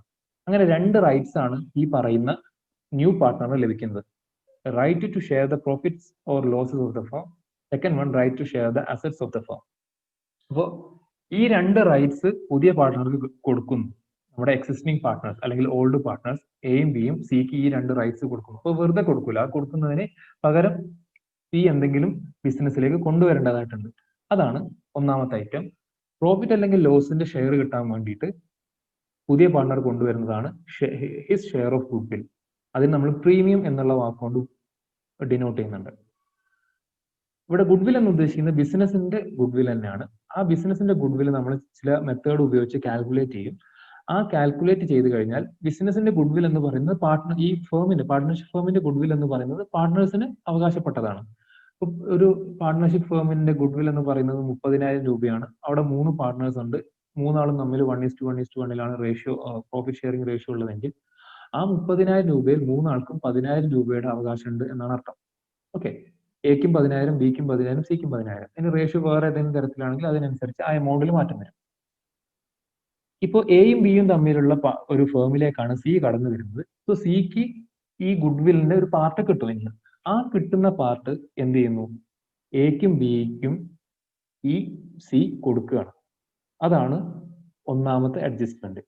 സോ സിയുടെ ഷെയർ ഓഫ് ഗുഡ്വിൽ എക്കും ബിക്കും കൊടുത്ത് അവരെ കോമ്പൻസേറ്റ് ചെയ്യുന്നു. എന്തിനു വേണ്ടിയാണ് കോമ്പൻസേറ്റ് ചെയ്യുന്നത്? കാരണം ഇത്ര നാള് അവർ രണ്ടുപേരുമാണ് ആ ബിസിനസിന്റെ പ്രോഫിറ്റ് ഒക്കെ ഷെയർ ചെയ്തുകൊണ്ടിരുന്നത്. ഇനി മൂന്നാമത് ഒരു ആള് വരുന്ന സമയത്ത് അവർക്ക് കിട്ടിക്കൊണ്ടിരിക്കുന്ന പ്രോഫിറ്റിൽ എന്തായാലും ഒരു കുറവ് സംഭവിക്കും. ഉദാഹരണത്തിന് ബിസിനസിന്റെ പ്രോഫിറ്റ് 8,000 രൂപയാണ്, രണ്ടാളും ഈക്വൽ പാർട്ട്നേഴ്സ് ആണെന്ന് വിചാരിക്കുക, 1:1. രണ്ടാൾക്കും 4,000 രൂപ വീതമാണ് പ്രോഫിറ്റ് കിട്ടിക്കൊണ്ടിരിക്കുന്നത്. ഇനി സി വന്നു കഴിഞ്ഞാൽ വീണ്ടും ബിസിനസ്സിന് ഇതേപോലൊരു 8,000 വേണ്ട, 9,000 എടുക്കുക. 9,000 ആകുമ്പോൾ 4,500, 4,500 എക്കും ബിക്കും കിട്ടിക്കൊണ്ടിരിക്കുന്നത്. ഇനി ബിസിനസ്സിലേക്ക് സി കടന്നു വന്നു. അടുത്ത വർഷം സി വന്നതിന് ശേഷമുള്ള വർഷത്തിലും ഇതേപോലെ 9,000 രൂപയാണ് പ്രോഫിറ്റ് ഉണ്ടായിട്ടുള്ളത്. അവിടെ അവരും ഈക്വൽ പാർട്ട്നേഴ്സ് ആണ്, 1:1. ഇവിടെ ഓരോരുത്തരും കിട്ടുന്ന പ്രോഫിറ്റ് എന്ന് പറയുന്നത് 3,000 എന്നുള്ള രീതിയിലാണ്. നേരത്തെ എക്കും ബിക്കും 4,500 വീതം കിട്ടിയിരുന്നു, പക്ഷെ ഇപ്പോൾ 3,000 മാത്രമാണ് കിട്ടുന്നത്. സോ അവരുടെ പ്രോഫിറ്റിനകത്ത് ഒരു അബ്സല്യൂട്ട് ഡിക്രീസ് സംഭവിച്ചിട്ടുണ്ട്.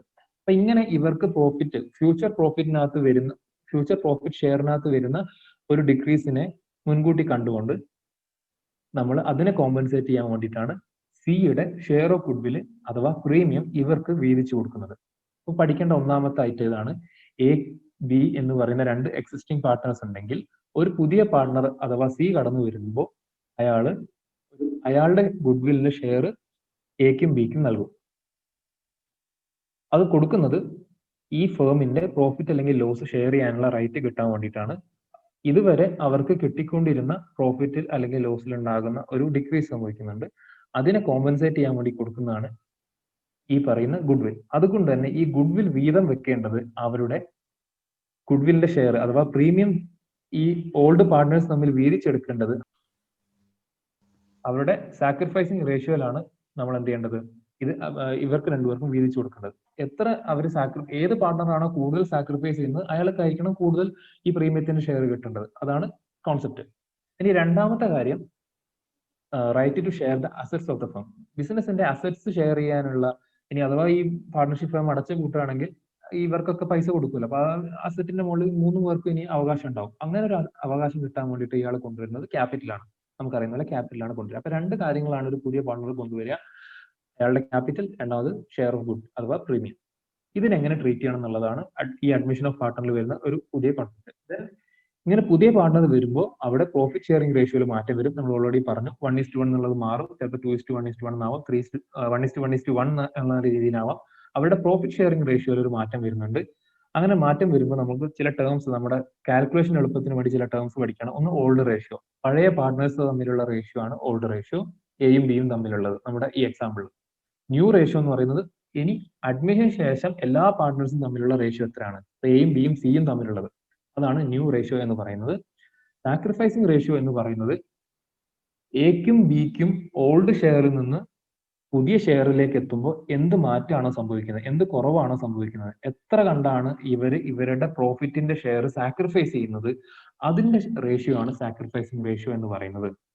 അപ്പോ 4,500 ഉണ്ടായത് 3,000 ആയിട്ട് മാറുമ്പോൾ 1,500 സാക്രിഫൈസ് ചെയ്യാണ് എയും ബിയും, നമ്മൾ നേരത്തെ എക്സാമ്പിൾ പറഞ്ഞ പ്രകാരം. സോ ആ 1,500 സാക്രിഫൈസ് ചെയ്യുന്ന റേഷ്യോ എന്താണോ അതിനെയാണ് സാക്രിഫൈസിങ് റേഷ്യോ എന്ന് പറയുന്നത്. അപ്പൊ 3 റേഷ്യോസ് ഉണ്ട്, old ratio, new ratio, sacrificing ratio. ഇതിൽ പ്രീമിയം ഓൾഡ് പാർട്ട്നേഴ്സിന് വീതിച്ചു കൊടുക്കാൻ വേണ്ടി മാത്രമാണ് നമ്മൾ ഈ സാക്രിഫൈസിങ് റേഷ്യോ ഉപയോഗിക്കുന്നത്. മറ്റെല്ലാ അഡ്ജസ്റ്റ്മെന്റിനും നമ്മൾ ഓൾഡ് റേഷ്യോ ആണ് ഉപയോഗിക്കുക. ശ്രദ്ധിക്കണം, പ്രീമിയം ഷെയർ ചെയ്യാൻ വേണ്ടി മാത്രമാണ്, ഓൾഡ് പാർട്ട്നേഴ്സ് തമ്മിലാണ് ഈ സാക്രിഫൈസിങ് റേഷ്യോ ഉണ്ടാവുക, അവർക്ക് ഈ പ്രീമിയം വീതിച്ചു കൊടുക്കാൻ വേണ്ടി മാത്രമാണ് നമ്മൾ സാക്രിഫൈസിങ് റേഷ്യോ യൂസ് ചെയ്യുന്നത്. പിന്നെ ഈ അഡ്മിഷൻ നടക്കുന്നത് സംബന്ധിച്ച് അല്ലെങ്കിൽ നടക്കുന്നതിനോടനുബന്ധിച്ച് ഫേമിന് അതുവരെ ഉണ്ടായിട്ടുള്ള അസറ്റിനെയും ലയബിലിറ്റീസിനൊക്കെ റീവാല്യൂ ചെയ്യും. അതായത് പണ്ട് വാങ്ങിയിട്ടതായിരിക്കും, 2020 ഇപ്പോൾ പുതിയ പാർട്ണർ വരുന്നത് എന്ന് വിചാരിക്കുക. പക്ഷെ 2010-ലോ 15-ലോ സ്റ്റാർട്ട് ചെയ്ത ബിസിനസ് ആണ്, അന്ന് തന്നെ കുറെ അസറ്റ്സ് ഒക്കെ വാങ്ങിയിട്ടുണ്ടാകും. അപ്പൊ ആ അസറ്റ്സിനൊക്കെ ഇന്ന് എന്താണ് വാല്യൂ എന്നുള്ളത് കണ്ടുപിടിക്കണം. അപ്പൊ അതിനൊക്കെ റീവാല്യൂ ചെയ്യണം. കുറെ ലയബിലിറ്റീസ് നമുക്കുണ്ടാകും, ആ ലയബിലിറ്റീസ് ഒക്കെ ഇപ്പൊ നമ്മൾ എത്ര രൂപ കൊടുക്കേണ്ടി വരും എന്നുള്ള രീതിയിൽ ഒക്കെ നമ്മൾ അതിനെ റീവാല്യൂ ചെയ്യുന്നു. സോ അസറ്റ്സും ലയബിലിറ്റീസും റീവാല്യൂ ചെയ്യുന്നത് പുതിയ പാർട്ട്ണറിനെ അഡ്മിറ്റ് ചെയ്യുന്നതിന് മുൻപ് നമ്മൾ ചെയ്യും. അങ്ങനെ ചെയ്യുന്നതെന്ന് വെച്ചാൽ അതുവരെയുള്ള അസറ്റ്സ് അല്ലെങ്കിൽ ലയബിലിറ്റീസ് നിലവിലുള്ള പാർട്ട്നേഴ്സിന്റെ എന്താ ശ്രമഫലമായിട്ടുണ്ടായിട്ടുള്ളതാണ്. അവരുടെ കഴിവനുസരിച്ച് വാങ്ങി എടുത്തിട്ടുള്ള അസറ്റ്സ് അവരുടെ ബിസിനസ്സിന് വേണ്ടിയിട്ട് പിന്നെ എന്താ പറയാ ക്രിയേറ്റ് ചെയ്തിട്ടുള്ള ലയബിലിറ്റീസും ആണ്. അതിനകത്ത് പുതിയ പാർട്ട്ണർക്ക് എന്തില്ല, നിലവിൽ ഒരു അവകാശമില്ല. പുതിയ പാർട്ട്ണർ വരുന്നതിന് മുൻപ് ഈ അസറ്റിലെ ലയബിലിറ്റീസിൽ എന്തെങ്കിലും മാറ്റം വന്ന് സംബന്ധിച്ച് എന്തെങ്കിലും പ്രോഫിറ്റ് അല്ലെങ്കിൽ ലോസ് ഉണ്ടെങ്കിൽ അതുകൂടി ഓൾഡ് പാർട്ട്നേഴ്സിന് തന്നെ വീതിച്ചെടുക്കാം. സോ റീവാല്യൂഷൻ നടത്തുന്നത് വഴി അസറ്റ്സിലോ ലയബിലിറ്റീസിലോ മാറ്റം ഉണ്ടോ എന്ന് നമ്മൾ മനസ്സിലാക്കും. ചിലപ്പോൾ ചില അസറ്റ് കൂടിയിട്ടുണ്ടാവും, ചില അസറ്റ് കുറഞ്ഞിട്ടുണ്ടാവും, ചില ലയബിലിറ്റി കൂടുകയോ കുറയുകയോ ചെയ്തിട്ടുണ്ടാവും. അങ്ങനെ അസറ്റ് കൂടുകയോ ലയബിലിറ്റി കുറയുകയോ ചെയ്യുമ്പോൾ നമ്മുടെ ബിസിനസ്സിന് എന്താണ്, ഒരു മെച്ചാണ്. ബിസിനസ്സിലുള്ള അസറ്റിന്റെ വാല്യൂ കൂടുമ്പോഴോ ബിസിനസിന്റെ ലയബിലിറ്റീസ് കുറയുമ്പോഴോ നമുക്ക് മെച്ചാണ്, ബിസിനസ്സിന് ലാഭമാണ്. അപ്പൊ അതിനെ നമ്മൾ റീവാല്യൂഷൻ അക്കൗണ്ടിൽ ക്രെഡിറ്റ് സൈഡിൽ കാണിക്കും. ഒപ്പം ഒരു അസറ്റിന്റെ വാല്യൂ കുറഞ്ഞു, നമുക്കുണ്ടായിരുന്ന നമ്മുടെ കയ്യിലൊരു മോട്ടോർ വെഹിക്കിൾ ഉണ്ടായിരുന്നു നമ്മുടെ ബിസിനസ്സിന്, ആ മോട്ടോർ വെഹിക്കിളിന്റെ വാല്യൂ ഇപ്പൊ കുറഞ്ഞു എങ്കിൽ അത് ബിസിനസ്സിനെ സംബന്ധിച്ചുള്ള ഒരു നഷ്ടമാണ്. അതേപോലെ നമുക്കുണ്ടായിരുന്ന ഒരു ലയബിലിറ്റീസിന്റെ വാല്യൂ കൂടി, അതും ബിസിനസിനെ സംബന്ധിച്ചിടത്തോളം നഷ്ടമാണ്. ഇത് രണ്ടും നമ്മൾ റീവാല്യൂഷൻ അക്കൗണ്ടിന്റെ ഡെബിറ്റ് സൈഡിലാണ് കാണിക്കുക. നമ്മൾ എപ്പോഴും നോമിനൽ അക്കൗണ്ടിന്റെ ഒരു റൂൾ ഉണ്ട്, debit all expenses and losses, credit all incomes and gains. ഇവിടെ നമുക്ക് ബിസിനസ്സിന് വരുന്ന നേട്ടങ്ങളാണ് ക്രെഡിറ്റ് ചെയ്യേണ്ടത്, ബിസിനസ്സിന് വരുന്ന എക്സ്പെൻസ് അല്ലെങ്കിൽ ലോസസിന് നമ്മൾ ഡെബിറ്റ് ചെയ്യണം. അപ്പൊ അസറ്റ് കൂടുകയും ലയബിലിറ്റി കുറയുകയും ചെയ്യുന്നത് ഈ പറയുന്ന പോലെ നേട്ടാണ്, ക്രെഡിറ്റ് ചെയ്യണം.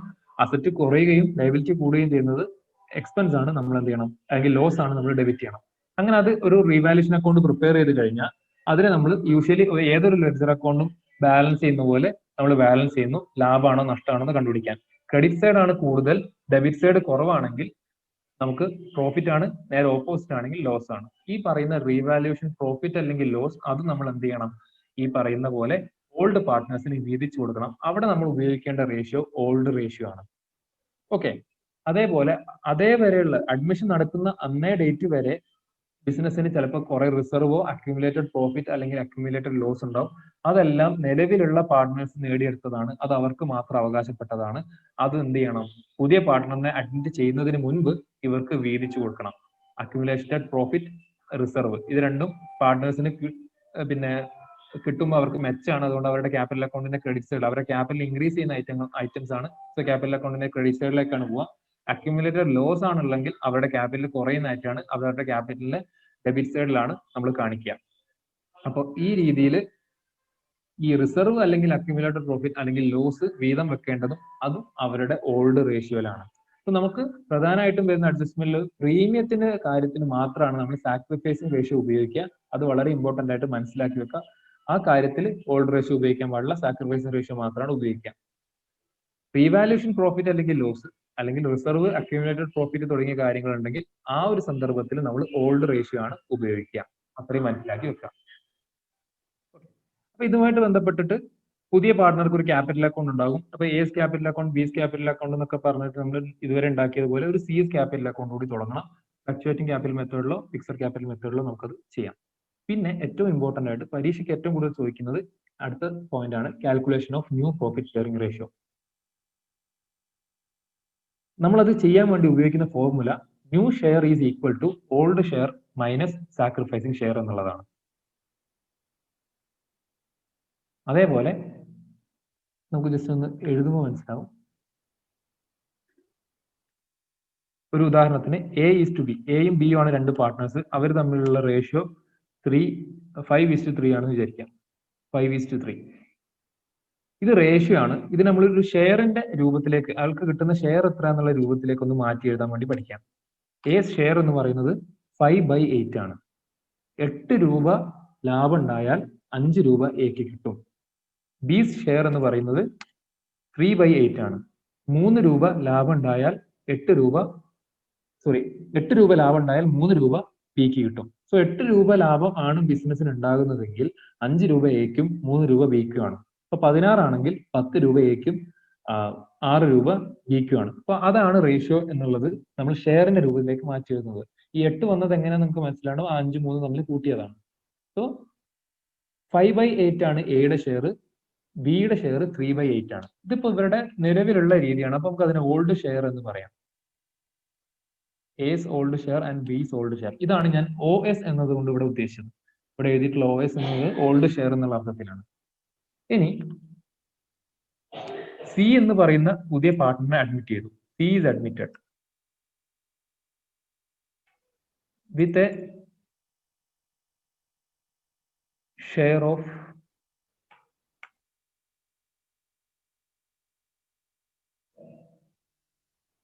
1/2/8. ഞാനൊരു റോ ആയിട്ടുള്ള ഫിഗേഴ്സ് പറയാണ്. നമുക്ക് ചെയ്തു വരുമ്പോൾ ഫ്രാക്ഷനിലേക്ക് എത്തുമോ എന്നുള്ളത് അറിയില്ല. നമുക്ക് ചെയ്തു നോക്കാം. സി എന്ന് പറയുന്നതായിട്ട് ഒരു പുതിയ പാർട്ട്ണർ വരികയാണ്. ആ പുതിയ പാർട്ട്ണർക്ക് കൊടുക്കുന്ന ഷെയർ ഓഫ് പ്രോഫിറ്റ് എന്ന് പറയുന്നത് 2/8 ആണ് എന്നുള്ളതാണ് ഇപ്പൊ നമ്മുടെ ചോദ്യത്തിൽ തന്നിട്ടുള്ളത്. ഇനി നമ്മൾ കണ്ടുപിടിക്കുന്നത് what is the new profit sharing ratio.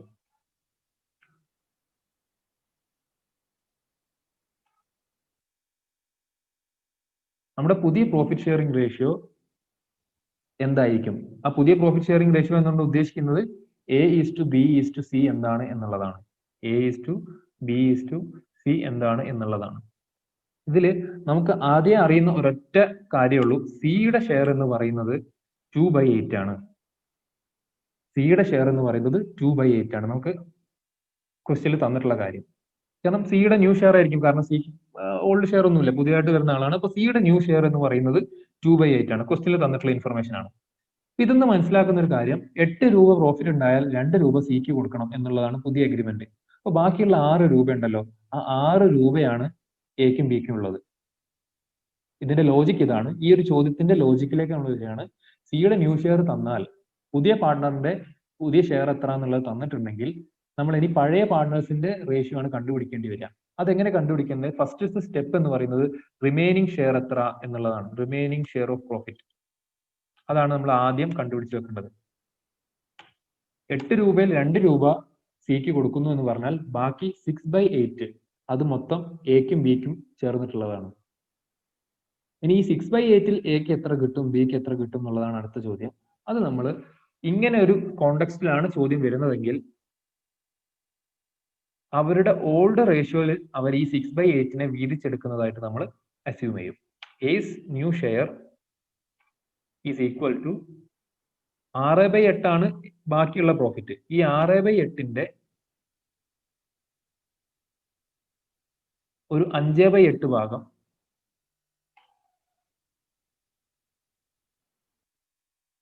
എക്ക് കിട്ടുന്നതായിട്ട് നമ്മൾ അസ്യൂം ചെയ്യും. എന്താണ് ഈ 5/8? അത് എയുടെ പഴയ ഷെയർ ആണ്. അപ്പൊ ഈ വേറെ ഇൻഫർമേഷൻ ഒന്നും തരാത്തത് കൊണ്ട് റിമൈനിങ് ഷെയർ എത്രയോ അതിനെ എയും ബിയും അവരുടെ ഓൾഡ് റേഷ്യോയിൽ വീതിച്ചിട്ട് അവരുടെ പുതിയ റേഷ്യോ കണ്ടുപിടിക്കുന്നതായിട്ട് നമ്മൾ എന്ത് ചെയ്യുന്നു? അസ്യൂം ചെയ്യുന്നു. ഇതാണ് ഈ മെത്തേഡ് എന്ന് പറയുന്നത്. ഇപ്പൊ 6/8 × 5/8 എന്നുള്ളതാണ് ഈ ഫ്രാക്ഷൻസിന്റെ മൾട്ടിപ്ലിക്കേഷൻ, ഡിവിഷൻ, അതേപോലെ ഈ ഇതേ ഫ്രാക്ഷൻസിന്റെ ഭിന്നസംഖ്യകളുടെ അഡീഷനും സബ്സ്ട്രാക്ഷനും ഒക്കെ കൃത്യമായിട്ട് നിങ്ങൾ പഠിച്ചു വെക്കേണ്ടതാണ്. എന്തായാലും നിങ്ങൾക്ക് അങ്ങനത്തെ ബേസിക് ന്യൂമറിക്കൽ കാര്യങ്ങളൊക്കെ അറിയുന്നതാണ്, അരിത്മെറ്റിക് ഓപ്പറേഷൻസ് ഒക്കെ അറിയുന്ന ഞാൻ വിചാരിക്കുകയാണ്. അപ്പൊ ഇവിടെ നമ്മൾ ചെയ്യേണ്ടത് ഇങ്ങനെ ഒരു മൾട്ടിപ്ലിക്കേഷൻ വന്ന ന്യൂമറേറ്റർ തമ്മിൽ മൾട്ടിപ്ലൈ ചെയ്യുക, ഡിനോമിനേറ്റർ തമ്മിൽ മൾട്ടിപ്ലൈ ചെയ്യുക, അതാണ് ചെയ്യേണ്ട കാര്യം. 6 × 5 30 ആണ്. 8 × 8 64 ആണ്. 30/64 എന്നുള്ളത് എയുടെ ന്യൂ ഷെയർ ആയിട്ട് നമ്മൾ കണ്ടുപിടിച്ചത്. ഇനി ബിയുടെ ന്യൂ ഷെയർ ഇതേപോലെ കണ്ടുപിടിക്കുക. ബാക്കിയുള്ള 6 രൂപയിൽ, അതായത് 8 രൂപയിൽ ബാക്കിയുള്ള 6 രൂപ എക്കും ബിക്കും നമ്മൾ വീതിച്ചു കൊടുക്കാൻ വേണ്ടി പോവാണ്. സോ 6/8-ൽ 5/8 നമ്മൾ എക്ക് കൊടുത്തു, 3/8 നമ്മൾ ബിക്ക് കൊടുക്കണം. സോ ഇത് ഇതേപോലെ മൾട്ടിപ്ലൈ ചെയ്ത് 6 × 3 18 ഡിവൈഡഡ് ബൈ 8 × 8 64. ഇനി അടുത്തത് സിയുടെ ന്യൂ ഷെയർ നമുക്ക് ഓൾറെഡി അറിയാം, നമ്മൾ കണ്ടുപിടിച്ച് വെച്ചിട്ടുണ്ട്. എത്രയാണ്? അത് 2/8 ആണ്. ഇവിടെ നമ്മൾ റേഷ്യോയുടെ രൂപത്തിലേക്ക് എഴുതണമെങ്കിൽ എല്ലാത്തിന്റെയും ഡിനോമിനേറ്റർ ഷെയർ പറയുന്ന സംഖ്യ മലയാളത്തിൽ താഴെ വരുന്ന സംഖ്യ സെയിം ആയിരിക്കണം. ഇവിടെ എയുടെയും ബിയുടെയും 64 ആണ്, പക്ഷെ സിയുടേത് 8 ആണ്. അപ്പോൾ തമ്മിൽ വ്യത്യാസമുണ്ട്. ഒരു കോമൺ ഡിനോമിനേറ്ററിലേക്ക് നമ്മൾ മാറ്റണം. ഇവിടെ 4-ലേക്ക് മാറ്റുന്നതായിരിക്കും നല്ലത് എന്ന് തോന്നുന്നു. കാരണം 8-ലേക്ക് മാറ്റണമെങ്കിൽ നമ്മൾ 13 18 8 കൊണ്ട് ഹരിക്കാൻ പറ്റണം, അത് നമുക്ക് പറ്റില്ല. സോ ഏറ്റവും എളുപ്പം 8നെ 64ലേക്ക് കൺവേർട്ട് ചെയ്യുന്നതാണ്. സോ മൾട്ടിപ്ലൈ ചെയ്താൽ മതി. 2/8ന്റെ മുകളിലും താഴെയും ന്യൂമറേറ്ററിനെയും ഡിനോമിനേറ്ററിനെയും നമ്മൾ എന്ത് ചെയ്യുന്നു, 8 കൊണ്ട് മൾട്ടിപ്ലൈ ചെയ്യാം. അപ്പോൾ 2 × 8 16 ഡിവൈഡ് ബൈ 8 × 8 64 എന്നുള്ള രീതിയിലേക്ക് അതിനെ കൺവേർട്ട് ചെയ്യാൻ പറ്റും. ഈ ഭിന്നസംഖ്യകളുടെ അല്ലെങ്കിൽ ഈ ഫ്രാക്ഷൻസിന്റെ പ്രത്യേകത ഒരേ നമ്പർ കൊണ്ട് ന്യൂമറേറ്ററിനും ഡിനോമിനേറ്ററിനെയും മൾട്ടിപ്ലൈ ചെയ്യോ ഡിവൈഡ് ചെയ്യോ ചെയ്താൽ അതിന്റെ വാല്യൂവിൽ മാറ്റം വരില്ല. 2/8 എന്ന് പറയുന്നതും 16/64 എന്ന് പറയുന്നതും സെയിം വാല്യൂ ആയിരിക്കും.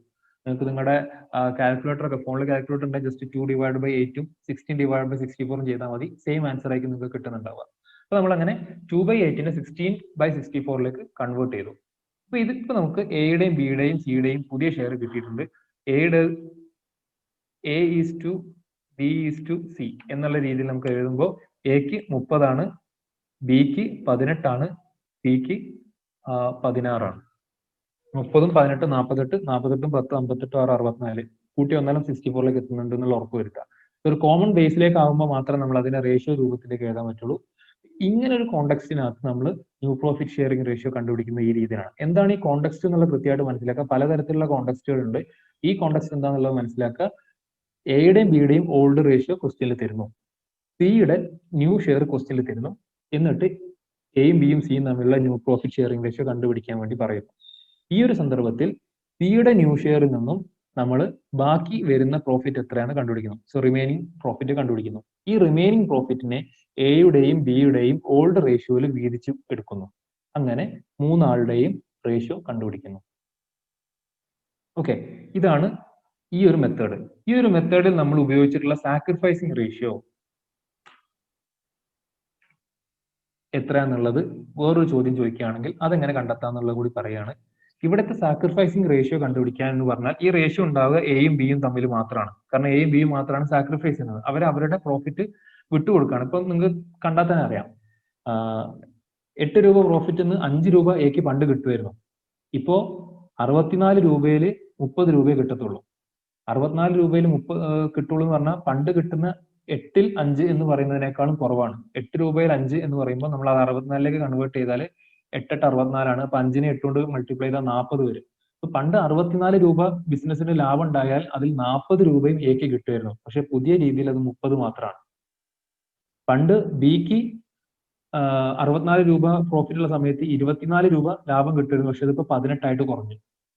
ഇവർക്ക് കുറഞ്ഞിട്ടുള്ള ഈ 10ഉം 6ഉം രൂപ ആർക്കാണ് നമ്മൾ പകരം കൊടുക്കുന്നത്? സിക്ക് കൊടുക്കുകയാണ്. അപ്പൊ എയിൽ നിന്റെയും ബിയുടെയും ലാഭത്തിൽ നിന്ന് ഒരു വിഹിതമാണ് നമ്മൾ സിക്ക് കൊടുക്കുന്നത്. അപ്പൊ എയും ബിയും അവിടെ സാക്രിഫൈസ് ചെയ്യണം. അത് ഏത് റേഷ്യോയിലാണ് എന്നുള്ളത് ആണ് സാക്രിഫൈസിങ് റേഷ്യോ എന്ന് പറയുന്നത്. ഈ സാക്രിഫൈസിങ് റേഷ്യോയിൽ നമ്മൾ കണ്ടുപിടിക്കേണ്ടി വരും. അവിടെ നമ്മൾ ആദ്യം ചെയ്യേണ്ട കോൺസെപ്റ്റ് എന്ന് പറയുന്നത് സാക്രിഫൈസിങ് ഷെയർ കണ്ടുപിടിക്കുക എന്നുള്ളതാണ്. സാക്രിഫൈസിങ് ഷെയർ എക്ക് എത്ര, ബിക്ക് എത്ര എന്നുള്ള രീതിയിൽ ഞാൻ ടൈപ്പ് ചെയ്യുന്നത് വിസിബിൾ ആണെന്ന് വിചാരിക്കുന്നു. ഈ സാക്രിഫൈസിങ് ഷെയർ കണ്ടുപിടിക്കുന്നതിന്റെ ഇക്വേഷൻ അവിടെ തന്നിട്ടുണ്ട്. SS is equal to OS minus NS. SS എന്ന് പറഞ്ഞാൽ sacrificing share, OS old share, NS എന്ന് പറഞ്ഞാൽ ന്യൂ ഷെയർ. അപ്പോൾ ഓൾഡ് ഷെയറിൽ നിന്ന് ന്യൂ ഷെയർ കുറച്ച സാക്രിഫൈസിങ് ഷെയർ കിട്ടും. വളരെ സിമ്പിൾ ആണ്. അതായത് നമുക്ക് എക്കും ബിക്കും എന്തോ നഷ്ടം സംഭവിക്കുകയാണ്. പുതിയ ഷെയർ വരുമ്പോൾ എന്തോ നഷ്ടം സംഭവിക്കുകയാണ്. ആ നഷ്ടം എത്രയാണ് നമ്മൾ കണ്ടുപിടിക്കുന്നത്. ആ നഷ്ടം എന്ന് പറയുന്നത് എന്തായിരിക്കും? പുതിയതായിട്ട് അവർക്ക് കിട്ടുന്നത് മുൻപ് കിട്ടിയതിനേക്കാളും കുറവാണ് എന്നാണ് ഇതിന്റെ ബേസിക് കോൺസെപ്റ്റ് എന്ന് പറയുന്നത്. അപ്പോൾ മുമ്പ് എത്ര കിട്ടിയിരുന്നു എന്നതിൽ നിന്നും ഇപ്പോൾ എത്ര കിട്ടുന്നു എന്നുള്ളത് കുറയ്ക്കുന്നു. അതാണ് അവരുടെ സാക്രിഫൈസിങ് എന്ന് പറയുന്നത്. ഇത് ഈ ഒരു ക്വസ്റ്റ്യനിലേക്ക് വരികയാണെങ്കിൽ എക്ക് മുമ്പ് കിട്ടിക്കൊണ്ടിരുന്നത് 5/8 ആണ്. എയുടെ ഓൾഡ് ഷെയർ 5/8 ആണ്. ഞാൻ ഈ 5/8 നിന്ന് എന്ത് ചെയ്യണം? നമ്മൾ 5/8 മൈനസ് ഇനി മുതൽ എക്ക് കിട്ടുക 30/64 ആണ്. 30/64 എന്ത് ചെയ്യണം? കുറയ്ക്കണം. 5/8 നിന്ന് 30/64 കുറയ്ക്കണം. അത് കുറയ്ക്കുമ്പോഴാണ് നമുക്ക് ആൻസർ കിട്ടുക. ഇവിടെ അടുത്ത ന്യൂമറിക്കൽ എബിലിറ്റി നമുക്ക് വേണ്ട ന്യൂമറിക്കൽ എബിലിറ്റി എന്ന് പറയുന്നത് ഫ്രാക്ഷൻസിന്റെ അഡീഷനും സബ്സ്ട്രാക്ഷനും എങ്ങനെ ചെയ്യാം എന്നുള്ളതിന്റെ കാര്യമാണ്. ഇവിടെ 5/8 നിന്ന് 30/64 ചെയ്യാന്ന് പറയുമ്പോൾ ഭിന്നസംഖ്യയുടെ ഇത്തരത്തിലുള്ള അഡീഷനോ സബ്സ്ട്രാക്ഷനോ കൂട്ടലോ കുറക്കലോ ആണ് ചെയ്യുന്നതെങ്കിൽ രണ്ട് രീതിയിലാണ് ചെയ്യുക. ഒന്നാമത്തത് ഡിനോമിനേറ്റർ സെയിം ആക്കി മാറ്റുക. ഇവിടെ 1 8 1 64 ആണ്. 2നെ 8ലേക്ക് മാറ്റുക, അല്ലെങ്കിൽ 2നെ 64ലേക്ക് ആക്കുക, ഏതെങ്കിലും ഒരു രീതി ചെയ്യാം. അപ്പൊ 64നെ 8 മാറ്റാൻ നമുക്ക് 64നെ 8 കൊണ്ട് ഹരിക്കണം. അങ്ങനെ 8 കൊണ്ട് ഹരിക്കുമ്പോൾ 30നെയും 8 കൊണ്ട് ഹരിക്കണം. മുകളിലും താഴിലും ഒരേ സംഖ്യ കൊണ്ട് ഹരിക്കണം. അപ്പോഴാണ് നമുക്ക് വാല്യൂവിൽ മാറ്റം വരാതെ ഇതിന്റെ ഡിനോമിനേറ്റർ മാറ്റാൻ പറ്റുള്ളൂ. പക്ഷേ 30നെ 8 കൊണ്ട് ഹരിക്കുക എന്ന് പറഞ്ഞിട്ടുണ്ടെങ്കിൽ അത് നമുക്ക് എന്താ പറയാ, വീണ്ടും ഫ്രാക്ഷൻ വരുന്ന പരിപാടിയാണ്. 0 റിമൈൻഡർ വരില്ല. 30നെ 8 കൊണ്ട് ഹരിച്ചിട്ടുണ്ടെങ്കിൽ 3 8 24 ബാക്കി 6 ശിഷ്ടവും വരുന്നുണ്ട്. അപ്പൊ ആ റിമൈൻഡർ വരുന്നതുകൊണ്ട് നമുക്ക് ആ 8 കൊണ്ട് ഹരിക്കുന്നതിന് പകരം 5/8നെ 64ലേക്ക് മാറ്റിയാലും മതി. അപ്പൊ 5/8നെ 64ലേക്ക് മാറ്റാന്ന് പറഞ്ഞാൽ 8നെ 8 കൊണ്ട് ഗുണിച്ചാലാണ് 64 ആയിട്ട് മാറുക. അപ്പോൾ മുകളിലും താഴെയും സെയിം നമ്പർ കൊണ്ട് മൾട്ടിപ്ലൈ ചെയ്യണം. അപ്പൊ താഴെ 8നെ 8 കൊണ്ട് ഗുണിക്കണം, മുകളിൽ 5നെയും 8 കൊണ്ട് ഗുണിക്കണം. അപ്പൊ നമുക്ക് അതിനെ 40/64 എന്ന് മാറ്റിയിടാൻ പറ്റും. സോ സെയിം ഡിനോമിനേറ്റർ ആക്കി മാറ്റുക എന്നുള്ളതാണ് ഫ്രാക്ഷന്റെ ഈ അഡീഷൻ അല്ലെങ്കിൽ സബ്സ്ട്രാക്ഷൻ വരുമ്പോൾ ചെയ്യേണ്ടത്. ഇപ്പൊ 5/8നെ ഞാൻ 40/64 എന്ന് പറഞ്ഞിട്ട് മാറ്റി എഴുതാണ്. 40/64 എന്ന് പറഞ്ഞാലും 5/8 എന്ന് പറഞ്ഞാലും ഒരേ വാല്യൂ ആണ്, മാറ്റമല്ല. 30/64. ഇങ്ങനെ വന്നു കഴിഞ്ഞാൽ താഴെയും മുകളിലും ഡിനോമിനേറ്റർ, 2നെ ഡിനോമിനേറ്റർ സെയിം ആയി കഴിഞ്ഞാൽ പിന്നെ ചെയ്യേണ്ടത് മുകളിലുള്ള നമ്പർ തമ്മിൽ, അതായത് ന്യൂമറേറ്റർ തമ്മിൽ നമ്മൾ എന്ത് ചെയ്താൽ മതി, സബ്സ്ട്രാക്ട് ചെയ്താൽ മതി. സോ 40 - 30 10, 10/64. ആള് 10 രൂപ അല്ലെങ്കിൽ എന്താണോ ആ ഒരു മീഡിയം എന്ന് പറയുന്നത്, ഇപ്പൊ രൂപ നമ്മൾ ഇന്ത്യയിലെ കണക്കിലാണ്ട് രൂപ, 64 രൂപ ലാഭം കിട്ടുന്നതിൽ 10 രൂപ ഇയാൾ സാക്രിഫൈസ് ചെയ്യുന്നുണ്ട് പുതിയ കേസിൽ എന്നാണ് നമ്മൾ മനസ്സിലാക്കുന്നത്. ഇതേപോലെ നമ്മൾ ബിയുടെയും കണ്ടുപിടിക്കുക. ബിയുടെ 3/8 - 30/64 18/64 ആണ്. 3/8 മൈനസ് പുതിയ ഷെയർ 18/64 ആണ്. ഇവിടെ നമ്മൾ ഡിനോമിനേറ്റർ സെയിം ആക്കാൻ വേണ്ടി നോക്കുകയാണ്. അപ്പോൾ 8നെ 8 കൊണ്ട് മൾട്ടിപ്ലൈ ചെയ്ത് നമുക്ക് 64ലേക്ക് ആക്കാൻ പറ്റും. സോ 3നെ 8 കൊണ്ട് മൾട്ടിപ്ലൈ ചെയ്ത് 24/64 എന്ന് കിട്ടും, മൈനസ് 18/64. ഇപ്പോൾ ഡിനോമിനേറ്റർ സെയിം ആയി. ഇനി ന്യൂമറേറ്റർ നമ്മൾ മൈനസ് ചെയ്താൽ മതി. 24 - 18 എന്ന് പറഞ്ഞാൽ 6/64. ഇതാണ് എയുടെയും ബിയുടെയും സാക്രിഫൈസിങ് ഷെയർ എന്ന് പറയുന്നത്. ഈ എയുടെയും ബിയുടെയും സാക്രിഫൈസിങ് ഷെയർ 10/64ഉം പിന്നെ 6/64 ആണ്. അതായത് നമുക്ക് നോക്കിയാൽ തന്നെ മനസ്സിലാവും, 64 രൂപയിൽ പണ്ട് 24 കിട്ടുമായിരുന്നു ബിക്ക്, ഇപ്പൊ 18 കിട്ടുള്ളൂ എന്ന് പറഞ്ഞാൽ 6 രൂപ അയാൾ സാക്രിഫൈസ് ചെയ്തിട്ടുണ്ട്. എക്ക് 64 രൂപയിൽ 40 കിട്ടുമായിരുന്നു പണ്ട്, ഇപ്പൊ അത് 30 ആയിട്ട് മാറി, അപ്പൊ 10 രൂപ അയാൾ വേണ്ടെന്ന് വെച്ചിട്ടുണ്ട്. കോമൺ ഡിനോമിനേറ്റർ വന്നു കഴിഞ്ഞാൽ നമുക്ക് അതിനെ റേഷ്യോ ആക്കി എഴുതാം 10:6. ഇവിടെ 10/64ഉം 6/32 എന്നാണ് വരുന്നതെങ്കിൽ ഒരിക്കലും നമ്മൾ 10:6 എന്ന് എഴുതാൻ പാടില്ല. കോമൺ ഡിനോമിനേറ്റർ വന്നാൽ മാത്രമേ റേഷ്യോയിലേക്ക് മാറ്റി എഴുതാൻ പാടുള്ളൂ. കോമൺ ഡിനോമിനേറ്ററിലേക്ക് മാറ്റിയതിനു ശേഷം മാത്രമേ റേഷ്യോയിലേക്ക് കൺവേർട്ട് ചെയ്യാൻ പാടുള്ളൂ. അപ്പൊ 10:6 വേണമെങ്കിൽ ഇനിയും ചെറുതാക്കാം, 2 കൊണ്ട് ഡിവൈഡ് ചെയ്താൽ മതി 5:3. അപ്പൊ 5:3 എന്ന് പറയുന്നത് എന്താണ്? അത് അവരുടെ ഓൾഡ് റേഷ്യോ തന്നെയാണ്.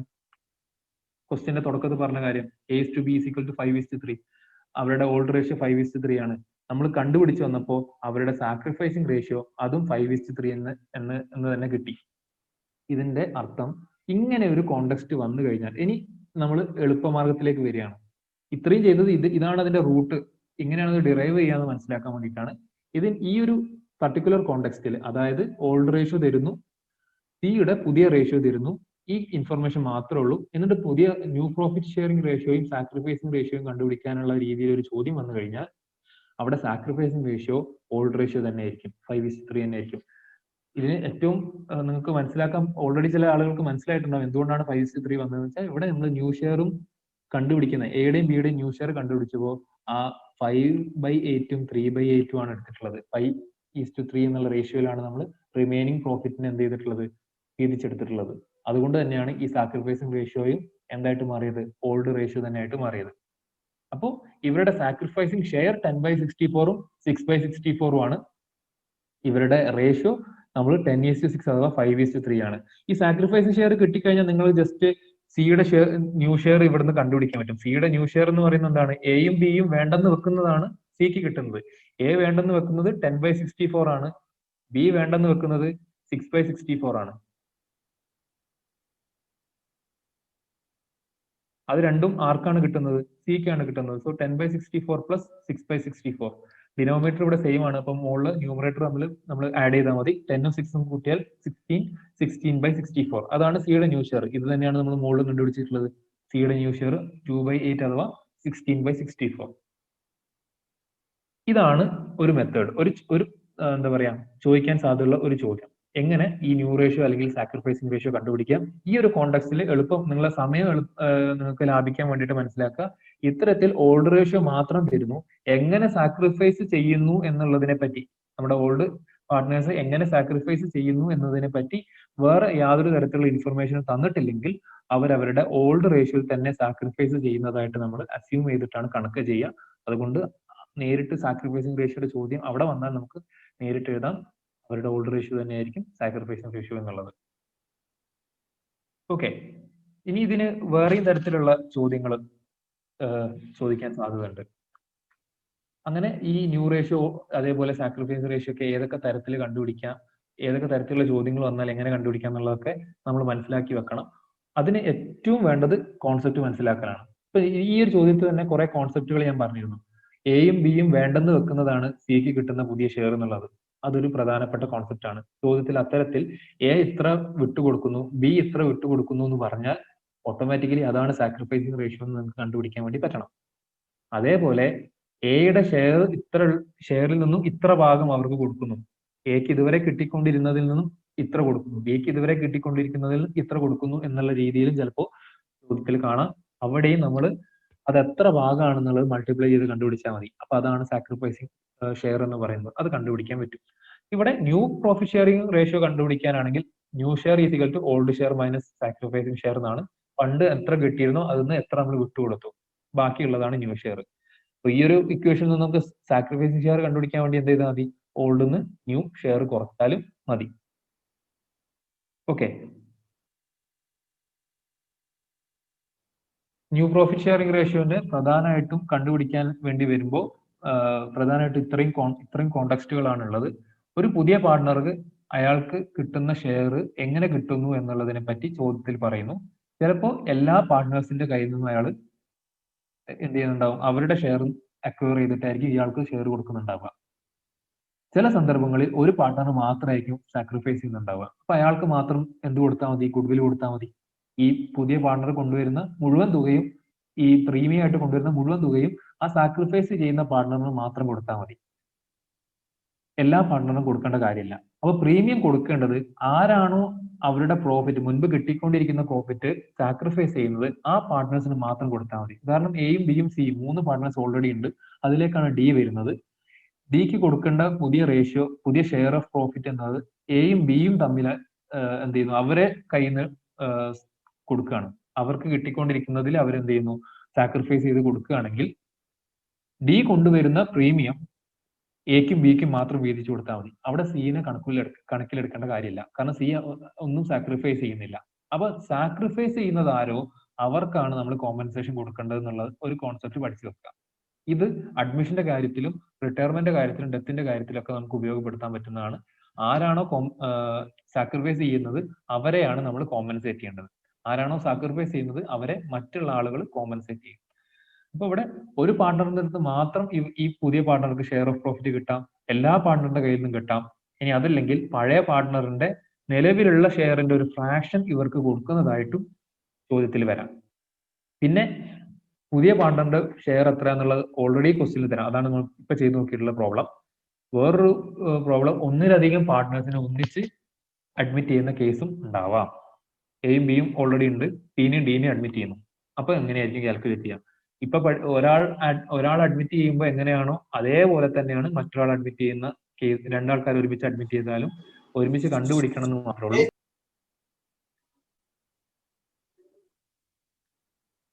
ഒരു മിനിറ്റ്, നമുക്കൊരു വേറൊരു കോണ്ടെക്സ്റ്റിന്റെ ചോദ്യങ്ങൾ കൂടി നമുക്ക് ഒന്ന് പരിചയപ്പെടാം.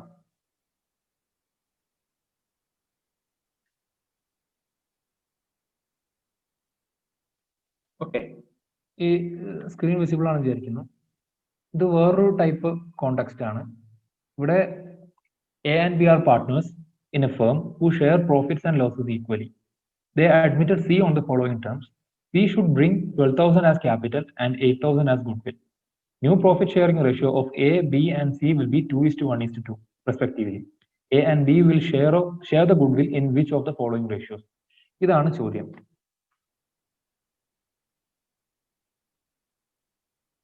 നമ്മുടെ യൂഷ്വൽ ക്ലാസ് രീതിയിലാണെങ്കിൽ ഇങ്ങനെ ഒരു ചോദ്യം തന്നിട്ട് നിങ്ങൾക്ക് ചെയ്യാനുള്ള സമയം നമ്മൾ എന്ത് ചെയ്യും, പ്രൊവൈഡ് ചെയ്യും. സമയം പ്രൊവൈഡ് ചെയ്യാന്ന് പറയുന്നത് മൊത്തം എക്സാമിന്റെ ഒരു അടിസ്ഥാനത്തിലാണെങ്കിൽ ഈ ക്വസ്റ്റ്യൻ ഒക്കെ ചെയ്യാൻ വേണ്ടി നിങ്ങൾക്ക് മാക്സിമം ഒരു 3 മിനിറ്റ് ഒക്കെ എടുക്കാം. അതിനുള്ളിൽ ഉത്തരം ചെയ്ത് കണ്ടെത്താൻ വേണ്ടി പറ്റണം. ആ രീതിയിലേക്ക് നിങ്ങൾ എന്ത് ചെയ്യണം, പ്രാക്ടീസ് ചെയ്ത് സ്പീഡി ആയിട്ട് മാറണം. ഓക്കെ, അപ്പൊ ആ രീതിയിലാണെങ്കിൽ ഇത് എങ്ങനെ ചെയ്യാം എന്നുള്ളതിന്റെ കാര്യങ്ങൾ മാത്രം ഞാനിപ്പോൾ ഇവിടെ പറയാം. എയും ബിയും നമുക്ക്, അതായത് ഒരു ചോദ്യം കിട്ടിക്കഴിഞ്ഞാൽ അത് നമുക്ക് തന്നിട്ടുള്ള ഇൻഫർമേഷൻസ് എന്തൊക്കെയാണ് എന്നുള്ളതാണ് ആദ്യം നമ്മളിവിടെ എഴുതി വെക്കേണ്ടത്. A and B are partners in a firm. അപ്പൊ എയും ബി ആണ് ഓൾഡ് പാർട്ട്നേഴ്സ് എന്നുള്ളത് കിട്ടി, ഒന്നാമത്തെ കാര്യം. And they share profits and losses equally. അവർ ഈക്വൽ ആയിട്ടാണ് പ്രോഫിറ്റും ലോസും ഷെയർ ചെയ്യുന്നത്. സോ 1:1 ആണ് അവരുടെ പ്രോഫിറ്റ് ഷെയറിംഗ് റേഷ്യോ എന്ന് പറയുന്നത്. ഓൾഡ് പ്രോഫിറ്റ് ഷെയറിംഗ് റേഷ്യോ 1:1 ആണ്. അപ്പൊ എയുടെ ഷെയർ എന്ന് പറയുന്നത് S old share 1/2, B is old share അതും 1/2. പ്രാക്ടീസിങ് കൂടുമ്പോൾ നമുക്ക് ഈ പറയുന്ന സ്റ്റേജ് ഫസ്റ്റത്തെ ലൈനൊക്കെ സ്കിപ്പ് ചെയ്യാൻ വേണ്ടി പറ്റും. പിന്നെ പറയുന്നത് സീനെയാണ് അഡ്മിറ്റ് ചെയ്യുന്നത്. അപ്പൊ സി ആണ് പുതിയ പാർട്ട്ണർ. അയാള് 12,000 രൂപ ക്യാപിറ്റലും കൊണ്ടുവരണം, 8,000 രൂപ ഗുഡ്വില്ലും കൊണ്ടുവരണം. അങ്ങനെ ഒരു ഇൻഫർമേഷൻ അവിടെ ഉണ്ട്. പക്ഷെ നമ്മുടെ ചോദ്യത്തിന്റെ ക്രക്സിലേക്ക് ആ ഇൻഫർമേഷൻ ബാധിക്കുന്നില്ല. New profit sharing ratio of A B and C will be 2:1:2. C വന്നു കഴിഞ്ഞു കഴിഞ്ഞാൽ എയും ബിയും സിയും തമ്മിലുള്ള ന്യൂ റേഷ്യോ എന്ന് പറയുന്നത് 2:1:2 എന്നായിരിക്കും. 2:1:2 എന്നായിരിക്കും. അപ്പൊ ഈ ഒരു കാര്യത്തിൽ നമുക്ക് മനസ്സിലാവുന്നത് എയുടെ ന്യൂ ഷെയർ 2 1 2, അത് മൊത്തം 5 രൂപ ഉണ്ടായാൽ അതിൽ 2 എക്ക് കിട്ടും എന്നാണ് പറയുന്നത്, 2/5. ബിയുടെ ന്യൂ ഷെയർ എന്ന് പറയുന്നത് 1/5. സിക്ക് ഇനി പുതിയതായിട്ട് വരുന്ന സിക്ക് കിട്ടുന്നത് 2/5. ഈ രീതിയിലാണ് അവർ പുതിയതായിട്ട് എന്ത് ചെയ്യുന്നത്, റേഷ്യോ, പ്രോഫിറ്റ് ഷെയറിംഗ് റേഷ്യോ തീരുമാനിച്ചിട്ടുള്ളത്. ചോദ്യം, A and B will share the good will in which of the following ratios? താഴെ തന്നിട്ടുള്ളതിൽ ഏത് റേഷ്യോയിലായിരിക്കും എയും ബിയും ഈ സി കൊണ്ടുവരുന്ന ഗുഡ് വിൽ വീതിച്ചെടുക്കുക എന്നുള്ളതാണ്. അപ്പോൾ ഇവിടെ നേരിട്ട് കണ്ടുപിടിക്കേണ്ടത് എന്താന്ന് പറഞ്ഞിട്ടില്ല.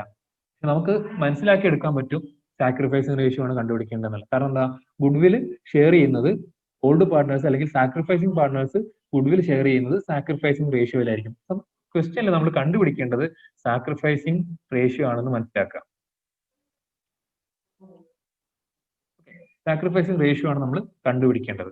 അപ്പൊ നമ്മൾ കണ്ടുപിടിക്കേണ്ടത് സാക്രിഫൈസിങ് റേഷ്യോ ആയതുകൊണ്ട് നമ്മൾ എയുടെയും ബിയുടെയും സാക്രിഫൈസിങ് ഷെയർ ആദ്യം കണ്ടുപിടിക്കണം. Sacrificing share. അപ്പൊ അത് കണ്ടുപിടിക്കാനുള്ള ഇക്വേഷൻ നമുക്ക് ഓൾറെഡി പറഞ്ഞു തന്നിട്ടുണ്ട്. ആ ഇക്വേഷൻ എന്ത് ചെയ്താൽ മതി, അപ്ലൈ ചെയ്താൽ മതി, വേറൊന്നും അവിടെ ചെയ്യാനില്ല. അപ്പൊ എയുടെ സാക്രിഫൈസിങ് ഷെയർ എന്ന് പറയുന്നത് എന്തായിരിക്കും? ഫണ്ട് കിട്ടുന്നതാണ് കൂടുതൽ എന്നുള്ളത് എപ്പോഴും ആലോചിക്കുക. അഡ്മിഷന്റെ കാര്യത്തിൽ ഓൾഡ് പാർട്ട്നേഴ്സിന് ഫണ്ട് കിട്ടിക്കൊണ്ടിരുന്നതാണ് കൂടുതൽ എമൗണ്ട്, കൂടുതൽ പ്രോഫിറ്റ് ഷെയർ എന്ന് പറയുന്നത്. ഇനി കിട്ടാൻ പോകുന്നത് കുറവായിരിക്കും. സോ നമ്മൾ ഓൾഡ് നിന്ന് ന്യൂ ആണ് കുറക്കേണ്ടത് എന്നുള്ളത് ആ ലോജിക്കിലേക്ക് എത്തുക. അപ്പൊ ഓൾഡ് ഷെയർ എത്രയോ അതൊന്ന് ന്യൂ ഷെയർ കുറച്ചാൽ മതി. ഇത് രണ്ടും ഈ ക്വസ്റ്റ്യനിൽ ഇവിടെ തന്നിട്ടുണ്ട്, നമ്മൾ കണ്ടുപിടിച്ച് വെച്ചിട്ടുണ്ട്. ഓൾഡ് ഷെയർ എന്ന് പറയുന്നത് എക്ക് 1/2 ആണ്, മൈനസ് അയാളുടെ ന്യൂ ഷെയർ എന്ന് പറയുന്നത് 2/5 ആണ്. അപ്പൊ ഈ ഒരു കോണ്ടെക്സ്റ്റിൽ രണ്ടിന്റെയും ഡിനോമിനേറ്റർ സെയിം അല്ല. ഡിനോമിനേറ്റർ സെയിം അല്ലെങ്കിൽ നമുക്ക് എന്ത് ചെയ്യാൻ പറ്റില്ല, നേരിട്ട് കുറയ്ക്കാൻ വേണ്ടി പറ്റില്ല. അപ്പൊ അവിടെ നമ്മൾ ഒന്നെങ്കിൽ ഞാൻ നേരത്തെ പറഞ്ഞ പോലെ ഡിനോമിനേറ്റർ സെയിം ആക്കണം, അല്ലെങ്കിൽ ക്രോസ് മൾട്ടിപ്ലിക്കേഷൻ ചെയ്യണം. ക്രോസ് മൾട്ടിപ്ലിക്കേഷൻ മെത്തേഡ് എന്താണെന്നുള്ളത് കൂടി നിങ്ങൾക്ക് അറിയായിരിക്കും, ഞാൻ ജസ്റ്റ് പറയുന്നത് മാത്രം. 1/2 - 2/5. സോ ക്രോസ് മൾട്ടിപ്ലിക്കേഷൻ ചെയ്യുന്ന സമയത്ത് ഓപ്പോസിറ്റ് ഉള്ള ന്യൂമറേറ്ററിനെയും ഡിനോമിനേറ്ററിനെയും തമ്മിൽ നമ്മൾ മൾട്ടിപ്ലൈ ചെയ്യുക. അതാണ് ക്രോസ് എന്നുകൊണ്ട് ഉദ്ദേശിക്കുന്നത്. സോ 1/5 ആദ്യം, 1/5. പിന്നെ ഇവിടെ സബ്സ്ട്രാക്ഷൻ ആണ് നടക്കുന്നത്, മൈനസ് ആണല്ലോ ചെയ്യുന്നത്. So minus 2/2.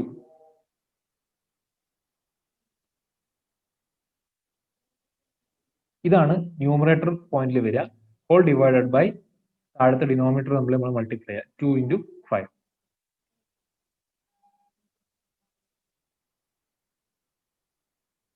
അപ്പോൾ 1/5 5 ആണ്, 2/2 4 ആണ്. 5 4 1 ഡിവൈഡഡ് ബൈ 2 × 5 10 1/10. ഓക്കെ, അതേപോലെ ഇല്ലെങ്കിൽ നിങ്ങൾക്ക് നേരിട്ട് പിന്നെ ഇങ്ങനെ ചെയ്യുന്നതിന് പകരം എന്ത് ചെയ്യാം, ഡിനോമിനേറ്ററിനെ സെയിം ആക്കാം. ഡിനോമിനേറ്റർ സെയിം ആക്കാം എന്ന് പറഞ്ഞപ്പോൾ 2ഉം 5ഉം ആണ്. ഇപ്പൊ 2നെ നമുക്ക് 10ലേക്ക് മാറ്റാൻ വേണ്ടി പറ്റും. സോ 1/2നെ 10ലേക്ക് മാറ്റാൻ എളുപ്പമാണ്. 1/2നെ 10ലേക്ക് മാറ്റാൻ മുകളിലും താഴും 5 കൊണ്ട് മൾട്ടിപ്ലൈ ചെയ്താൽ മതി. സോ 5/10 എന്ന് കിട്ടും. അതേപോലെ 2/5നെ 10ലേക്ക് മാറ്റാൻ എന്താ പറയുക, ഡിനോമിനേറ്റർ 10 ആക്കി മാറ്റണമെങ്കിൽ 5നെ 2 കൊണ്ട് മൾട്ടിപ്ലൈ ചെയ്യുമ്പോഴാണ് 10 ആയി കിട്ടുക. അപ്പൊ മുകളിലും താഴെ 2 കൊണ്ട് മൾട്ടിപ്ലൈ ചെയ്യാം. അപ്പൊ 2 × 2 4ഉം 5 × 2 10ഉം ആയിട്ട് മാറ്റാം. അപ്പൊ 5/10 - 4/10 എന്നുള്ള രീതിയിൽ ഡിനോമിനേറ്റർ സെയിം ആക്കിയിട്ടും ഈ ഭിന്നസംഖ്യ തമ്മിലുള്ള സബ്സ്ട്രാക്ഷൻ നമുക്ക് ചെയ്യാം. ഇങ്ങനെ ചെയ്യുമ്പോൾ നമുക്ക് ആൻസർ കിട്ടുന്നത് 5/10 - 4/10. ഡിനോമിനേറ്റർ സെയിം ആയി കഴിഞ്ഞാൽ ന്യൂമറേറ്റർ തമ്മിൽ മൈനസ് ചെയ്താൽ മതി. 5 - 4 1. സോ 1/10 ആണ് ആൻസർ. എങ്ങനെ ചെയ്താലും 1/10. ഏത് മെത്തേഡ് വേണമെങ്കിൽ നമുക്ക് ഫോളോ ചെയ്യാം. ഇനി ബി സാക്രിഫൈസ് ചെയ്യുന്നുണ്ട്. ബിയുടെ സാക്രിഫൈസിങ് ഷെയർ എത്ര എന്ന് വെച്ചാൽ അതും ഇതേപോലെ old share minus new share ആണ്. ബിയുടെ ഓൾഡ് ഷെയർ 1/2 ആണ്. ബിയുടെ ന്യൂ ഷെയർ 1/5 ആണ്. ഇതിനെ നമ്മൾ ഞാൻ ഡിനോമിനേറ്റർ സെയിം ആക്കുകയാണ്. ഡിനോമിനേറ്റർ സെയിം ആക്കുകയാണെങ്കിൽ 5/10 - 2/10 എന്ന് കിട്ടും. സോ 5/10 2/10 മൈനസ് ചെയ്തിട്ടുണ്ടെങ്കിൽ 3/10 ആണ് ആൻസർ. അപ്പൊ എ സാക്രിഫൈസ് ചെയ്യുന്നത് 1/10 ആണ്. ബി സാക്രിഫൈസ് ചെയ്യുന്നത് 3/10 ആണ്. പണ്ട് 10 രൂപ കിട്ടുമ്പോൾ അയാൾക്ക് കിട്ടിക്കൊണ്ടിരുന്നതിൽ നിന്നും 1 രൂപ അയാൾ വേണ്ടെന്ന് വെക്കുന്നു. ബി പണ്ട് 10 രൂപ പ്രോഫിറ്റ് ഉണ്ടാകുമ്പോൾ അയാൾക്ക് കിട്ടേണ്ട പ്രോഫിറ്റ് നിന്ന് ഒരു 3 രൂപ വേണ്ടെന്ന് വെക്കുന്നു. അങ്ങനെയാണ് ഇവർ സാക്രിഫൈസ് ചെയ്യുന്നത്.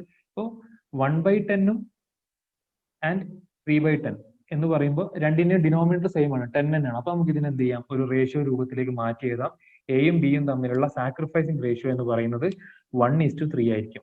ഓപ്ഷൻ ഡി ആണ് ഇവിടുത്തെ ആൻസർ. ഓപ്ഷൻ ഡി ആണ് ആൻസർ. ഇവിടുത്തെ ചോദ്യത്തിന്റെ രീതി എങ്ങനെയാണെന്ന് വെച്ചാൽ ക്വസ്റ്റ്യനിൽ നേരിട്ട് ഓൾഡ് റേഷ്യോയും ന്യൂ റേഷ്യോയും തന്നു സാക്രിഫൈസിങ് റേഷ്യോ കണ്ടുപിടിക്കാൻ വേണ്ടി ചോദിച്ചു. ഇങ്ങനെയും നിങ്ങൾക്ക് ചോദിക്കാം. മുൻപ് ചോദിച്ച ചോദ്യങ്ങളിൽ പെടുന്നതാണിത്. ഓക്കെ, അപ്പൊ ഇങ്ങനെയും നിങ്ങൾക്ക് ഇങ്ങനെയും ചോദ്യങ്ങൾ ചോദിക്കാം. വേറൊരു എക്സാമ്പിൾ കൂടി, നമ്മുടെ ടൈം ഏകദേശം തീരാനായിട്ടുണ്ട്. ഒരു എക്സാമ്പിൾ കൂടി പറഞ്ഞ് നമുക്ക് ഫൈൻഡ് അപ്പ് ചെയ്യാൻ പറ്റുമെന്നാണ് വിചാരിക്കുന്നത്. X and Y sharing profits in the ratio of 7:3. Admit Z for 3/7 share in the new firm in which he takes 2/7 from X and 1/7 from Y. The new ratio of X, Y and Z will be. ചോദ്യം എക്സും വൈയും തമ്മിലുള്ള, അപ്പൊ നമുക്ക് എന്തൊക്കെ information കിട്ടി എന്നുള്ളത് ആദ്യം തന്നെ ഒന്ന് നോട്ട് ചെയ്ത് വെക്കാം. എക്സും വൈയും ആണ് ഓൾഡ് പാർട്ട്നേഴ്സ്. അവർ തമ്മിലുള്ള റേഷ്യോ 7:3 ആണ്. അവർ പുതിയതായിട്ട് Z എന്ന് പറയുന്ന പാർട്ട്ണറിനെ കൊണ്ടുവന്നു ഫോർ 3/7 ഷെയർ. സോ സെഡിന്റെ ഷെയർ എന്ന് പറയുന്നത് Z share is equal to 3/7 in the new firm in which he takes 2/7 from X 1/7 from Y. ഈ 3/7 അയാൾക്ക് കിട്ടുന്നത് എയുടെ കയ്യിൽ നിന്ന് എടുക്കുന്ന ഒരു 2/7ഉം ബിയുടെ കയ്യിൽ നിന്ന് എടുക്കുന്ന ഒരു 1/7ഉം ചേർന്നിട്ടാണ് എന്നാണ് പറയുന്നത്. എന്താണ് ഈ ഇൻഫർമേഷന്റെ അർത്ഥം? എയുടെ കയ്യിൽ നിന്ന് ഒരു 2/7ഉം ബിയുടെ എ അല്ല എക്സ്, ഞാൻ എഴുതി മാറിപ്പോയി. എക്സിന്റെ കയ്യിൽ നിന്നും ഒരു 2/7ഉം വൈയുടെ കയ്യിൽ നിന്നും ഒരു 1/7 എടുക്കുന്നു. സോ എക്സിന് കിട്ടിക്കൊണ്ടിരുന്ന പ്രോഫിറ്റിന്റെ അകത്ത് നിന്ന് ഒരു 2/7 വേണ്ടെന്ന് വെക്കുകയാണ്. വൈ അതുപോലെ ഒരു 1/7 വേണ്ടെന്ന് വെക്കുകയാണ്. അത് രണ്ടും ചേരുമ്പോൾ 2/7 1/7 ആഡ് ചെയ്താൽ 3/7 കിട്ടും. അങ്ങനെയാണ് സെഡിന്റെ 3/7 എന്ന് പറയുന്ന ഷെയർ കണ്ടുപിടിച്ചിട്ടുള്ളത്. ഈ എക്സിന്റെ 2/7 വൈന്റെ 1/7 എന്നതുകൊണ്ട് ഉദ്ദേശിക്കുന്നത് അത് എക്സിന്റെയും വൈന്റെയും സാക്രിഫൈസിങ് ഷെയർ ആണെന്ന് മനസ്സിലാക്കണം. ക്വസ്റ്റ്യനിൽ നേരിട്ട് പറഞ്ഞിട്ടില്ല, പക്ഷെ നിങ്ങൾ എന്ത് ചെയ്യണം, അത് മനസ്സിലാക്കി എടുക്കണം. ഒരു ഓൾഡ് പാർട്ട്ണർ വേണ്ടെന്ന് വെക്കുന്ന ഷെയർ അല്ലെങ്കിൽ പുതിയ പാർട്ട്ണറുടെ ഷെയർ എങ്ങനെയാണ് ഓൾഡ് പാർട്ട്നേഴ്സിന്റെ കയ്യിൽ നിന്ന് എടുക്കുന്നത് എന്നുള്ള ഒരു ഇൻഫർമേഷൻ ക്വസ്റ്റ്യനിൽ തന്നാൽ അത് അവരുടെ സാക്രിഫൈസിങ് റേഷ്യോനെ പറ്റിയുള്ള ഇൻഫർമേഷൻ ആണെന്ന് മനസ്സിലാക്കാം. സോ ഇവിടെ എക്സിന്റെ സാക്രിഫൈസിങ് ഷെയർ 2/7ഉം വൈന്റെ സാക്രിഫൈസിങ് ഷെയർ 1/7 ആണെന്ന് നമുക്ക് മനസ്സിലായി. എക്സിന്റെയും വൈന്റെയും ഓൾഡ് റേഷ്യോ ക്വസ്റ്റ്യനിൽ തന്നിട്ടുണ്ട്. സോ എക്സിന്റെ ഓൾഡ് ഷെയർ എന്ന് പറയുന്നത് 7/10ഉം വൈന്റെ ഓൾഡ് ഷെയർ എന്ന് പറയുന്നത് 3/10ഉം ആണ്. അതും ക്വസ്റ്റ്യനിൽ തന്നെ. ചോദ്യം ന്യൂ റേഷ്യോ കണ്ടുപിടിക്കാനാണ്. എന്താണ് ന്യൂ റേഷ്യോ എന്നുള്ളതാണ് ചോദ്യം. സോ നമുക്ക് ഇക്വേഷൻ നമുക്ക് ഓൾറെഡി അറിയാം. ന്യൂ ഷെയർ എന്ന് പറയുന്നത് പണ്ട് കിട്ടിക്കൊണ്ടിരുന്നത് എന്തോ അതൊന്ന് ഇവർ സാക്രിഫൈസ് ചെയ്തത് ഒഴിവാക്കിയാൽ മതി. So old share minus sacrificing share ആണ് ന്യൂ ഷെയർ എന്ന് പറയുന്നത്. ഇത് പ്രകാരം എക്സിന്റെ ന്യൂ ഷെയർ, എക്സിന്റെ പണ്ടത്തെ ഷെയർ 7/10 ആണ്. അയാൾ സാക്രിഫൈസ് ചെയ്യുന്നത് 2/7 ആണ്. അപ്പൊ 7/10 നിന്ന് 2/7 നമ്മൾ എന്ത് ചെയ്താൽ മതി, മൈനസ് ചെയ്താൽ മതി. ക്രോസ് മൾട്ടിപ്ലിക്കേഷൻ നടത്താം, അതല്ലെങ്കിൽ ഡിനോമിനേറ്റർ സെയിം ആക്കാം. ഏത് രീതി വേണമെങ്കിലും ഫോളോ ചെയ്യാം. ഇത് ഡിനോമിനേറ്റർ സെയിം ആക്കുകയാണെങ്കിൽ നമ്മൾ ഈ LCM ഒക്കെ ഉപയോഗിച്ചിട്ടാണ് ചെയ്യാം. ഇത് എളുപ്പത്തിൽ നമുക്ക് ചെയ്യാൻ പറ്റുമ്പോൾ 10ഉം 7ഉം കാണുമ്പോൾ നമുക്ക് രണ്ടിനെയും 70യിലേക്ക് മാറ്റാൻ പറ്റും. അത് രണ്ടിന്റെയും ഒരു കോമൺ മൾട്ടിപ്പിൾ ഏതാണുള്ളതെന്ന് ആലോചിക്കുക, ആ കോമൺ മൾട്ടിപ്പിളിലേക്ക് മാറ്റിയാൽ മതി. അപ്പൊ ഇവിടെ 10ഉം 7ഉം ഉണ്ട്, രണ്ടിനെയും നമുക്ക് 70യിലേക്ക് മാറ്റാൻ വേണ്ടി പറ്റും. അപ്പോൾ 7/10 എന്നത് 70യിലേക്ക് മാറുമ്പോൾ 49/70 എന്നാവും. മുകളിലും താഴെ ഞാൻ 7 കൊണ്ട് മൾട്ടിപ്ലൈ ചെയ്തു. 10 into 7 70, 7 into 7 49, മൈനസ് 2/7നെ 70യിലേക്ക് മാറ്റണമെങ്കിൽ 7നെ 10 കൊണ്ടാണ് മൾട്ടിപ്ലൈ ചെയ്യുന്നത്. അപ്പൊ 20/70 എന്നാവും. മുകളിലും താഴെ 10 കൊണ്ട് മൾട്ടിപ്ലൈ ചെയ്താൽ 7 into 10 70, 2 into 10 20. അപ്പൊ നമുക്ക് ആൻസർ 49/70 മൈനസ് 20/70 എന്ന് പറഞ്ഞാൽ 29/70 എന്ന ആൻസർ വരും. 29/70. ഇതാണ് എക്സിന്റെ ന്യൂ ഷെയർ എന്ന് പറയുന്നത്. ഇതേപോലെ വൈയുടെ ന്യൂ ഷെയർ കണ്ടുപിടിക്കുക. വൈയുടെ ഓൾഡ് ഷെയർ എന്ന് പറയുന്നത് 3/10 ആണ്. വൈ സാക്രിഫൈസ് ചെയ്യുന്നത് 1/7 ആണ്. ഇതേപോലെ ഇതിനെ ഡിനോമിനേറ്റർ സെയിം ആക്കി കഴിഞ്ഞിട്ടുണ്ടെങ്കിൽ 3 into 7 21/70 മൈനസ് 10/70. ആൻസർ വരുന്നത് 11/70. എക്സിന്റെ ന്യൂ ഷെയർ എഴുതി, വൈന്റെ ന്യൂ ഷെയർ എഴുതി, ദെൻ സെഡിന്റെ ന്യൂ ഷെയർ ആണ്. സെഡിന്റെ ന്യൂ ഷെയർ ക്വസ്റ്റ്യൻ ഓൾറെഡി തന്നിട്ടുണ്ട്. 3/7 ആണ് സെഡിന്റെ ന്യൂ ഷെയർ. ഇത് നമുക്ക് ഡിനോമിനേറ്റർ സെയിം ആയിരിക്കണം, എന്നാലും നമുക്ക് റേഷ്യോയിലേക്ക് മാറ്റി എഴുതാൻ പറ്റുള്ളൂ. സോ 70 എന്നുള്ള ഡിനോമിനേറ്ററിലേക്ക് മാറ്റാം. 3/7നെ 70യിലേക്ക് മാറ്റുമ്പോൾ രണ്ടിനെ 10 കൊണ്ട് മൾട്ടിപ്ലൈ ചെയ്താൽ മതി. സോ 30/70 എന്ന് വരും.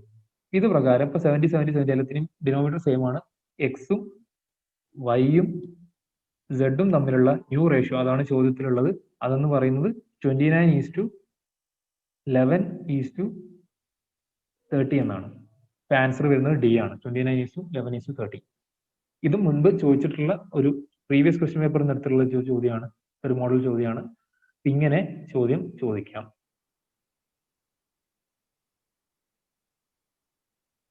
ഈ രീതിയിലൊക്കെയാണ് അഡ്മിഷനുമായിട്ട് ബന്ധപ്പെട്ട് ന്യൂ പ്രോഫിറ്റ് ഷെയറിംഗ് റേഷ്യോ അല്ലെങ്കിൽ സാക്രിഫൈസിംഗ് റേഷ്യോ കണ്ടുപിടിക്കുന്നതിന്റെ ചോദ്യങ്ങൾ വരുന്നത്. ഓക്കെ,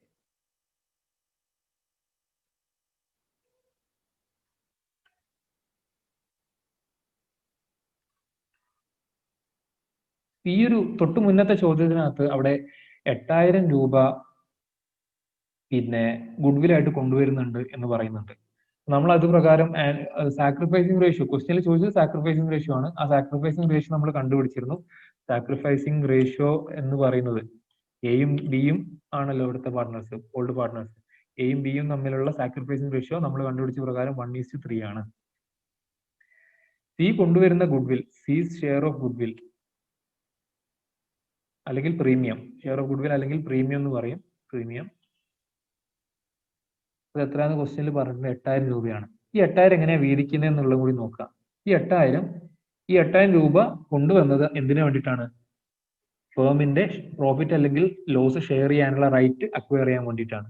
അങ്ങനെ റൈറ്റ് അക്വയർ ചെയ്യാൻ വേണ്ടിയിട്ട് ഓൾഡ് പാർട്ട്നേഴ്സിന് കുറച്ച് എന്താ പറയാ സാക്രിഫൈസ് ചെയ്യേണ്ടി വരുന്നുണ്ട്. സോ അവരെ നമ്മൾ എന്ത് ചെയ്യുന്നു? കോമ്പൻസേറ്റ് ചെയ്യുന്നു. സി അവരെ കോമ്പൻസേറ്റ് ചെയ്യുന്നു. അപ്പോൾ എക്കും ബിക്കും ഈ വേണ്ടിയിട്ടാണ് 8000 രൂപ കൊണ്ടുവരുന്നത്. അത് എക്കും ബിക്കും വീതിച്ചു കൊടുക്കണം. അത് വീതിച്ചു കൊടുക്കാൻ വേണ്ടി നമ്മൾ യൂസ് ചെയ്യുന്ന റേഷ്യോ ആണ് സാക്രിഫൈസിംഗ് റേഷ്യോ. ഇപ്പൊ ഇവിടെ എയുടെ ഷെയർ, എക്ക് കിട്ടുന്ന ഷെയർ എത്ര എക്ക് ഇതിനകത്ത്? ഈ 8000 രൂപയിൽ എത്ര രൂപ എക്ക് കിട്ടുന്നതാണ് ചോദ്യം. അപ്പൊ 8000 into 1/4 എന്ന് പറഞ്ഞാൽ 2000 രൂപ. ബിക്ക് കിട്ടുന്നത് ബാക്കി, ഇപ്പൊ 8000-ൽ 2000 എക്ക് കൊടുത്ത ബാക്കി 6000 രൂപ ബിക്കാണ്. സ്വാഭാവികമായിട്ട് അങ്ങനെ തന്നെയാണ്. ഇത് റേഷ്യോയിൽ നമ്മൾ വിധിക്കുന്നത് പോലെ എഴുതിയാൽ 3/4,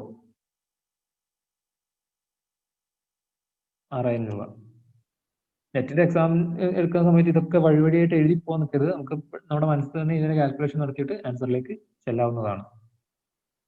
അപ്പോൾ ഇങ്ങനെയാണ് ആ ഗുഡ്വില്ലിനെ നമ്മൾ എന്ത് ചെയ്യുക? ട്രീറ്റ് ചെയ്യുക. അപ്പൊ ഈ ഗുഡ്വിൽ ട്രീറ്റ് ചെയ്ത് കഴിഞ്ഞിട്ടുണ്ടെങ്കിൽ ഇതിനർത്ഥം എന്താണ്? സി ഇതുപോലൊരു ഗുഡ്വിൽ, പ്രീമിയം ഫോർ ഗുഡ്വിൽ എന്ന് പറഞ്ഞിട്ട് കൊണ്ടുവന്നിട്ടുണ്ടാകും. അപ്പൊ അത് കൊണ്ടുവരുമ്പോൾ പൈസ ആയിട്ടാണ് കൊണ്ടുവരിക. അപ്പൊ ക്യാഷ് അക്കൗണ്ട് ഡെപ്റ്റർ, ഇതിന്റെ ജേർണൽ എൻട്രി ആണ് എങ്ങനെ വരിക എന്നുള്ള രീതിയിൽ നമ്മൾ ആലോചിക്കുകയാണെങ്കിൽ cash account debtor to premium for goodwill എന്നുള്ള രീതിയിൽ നമ്മൾ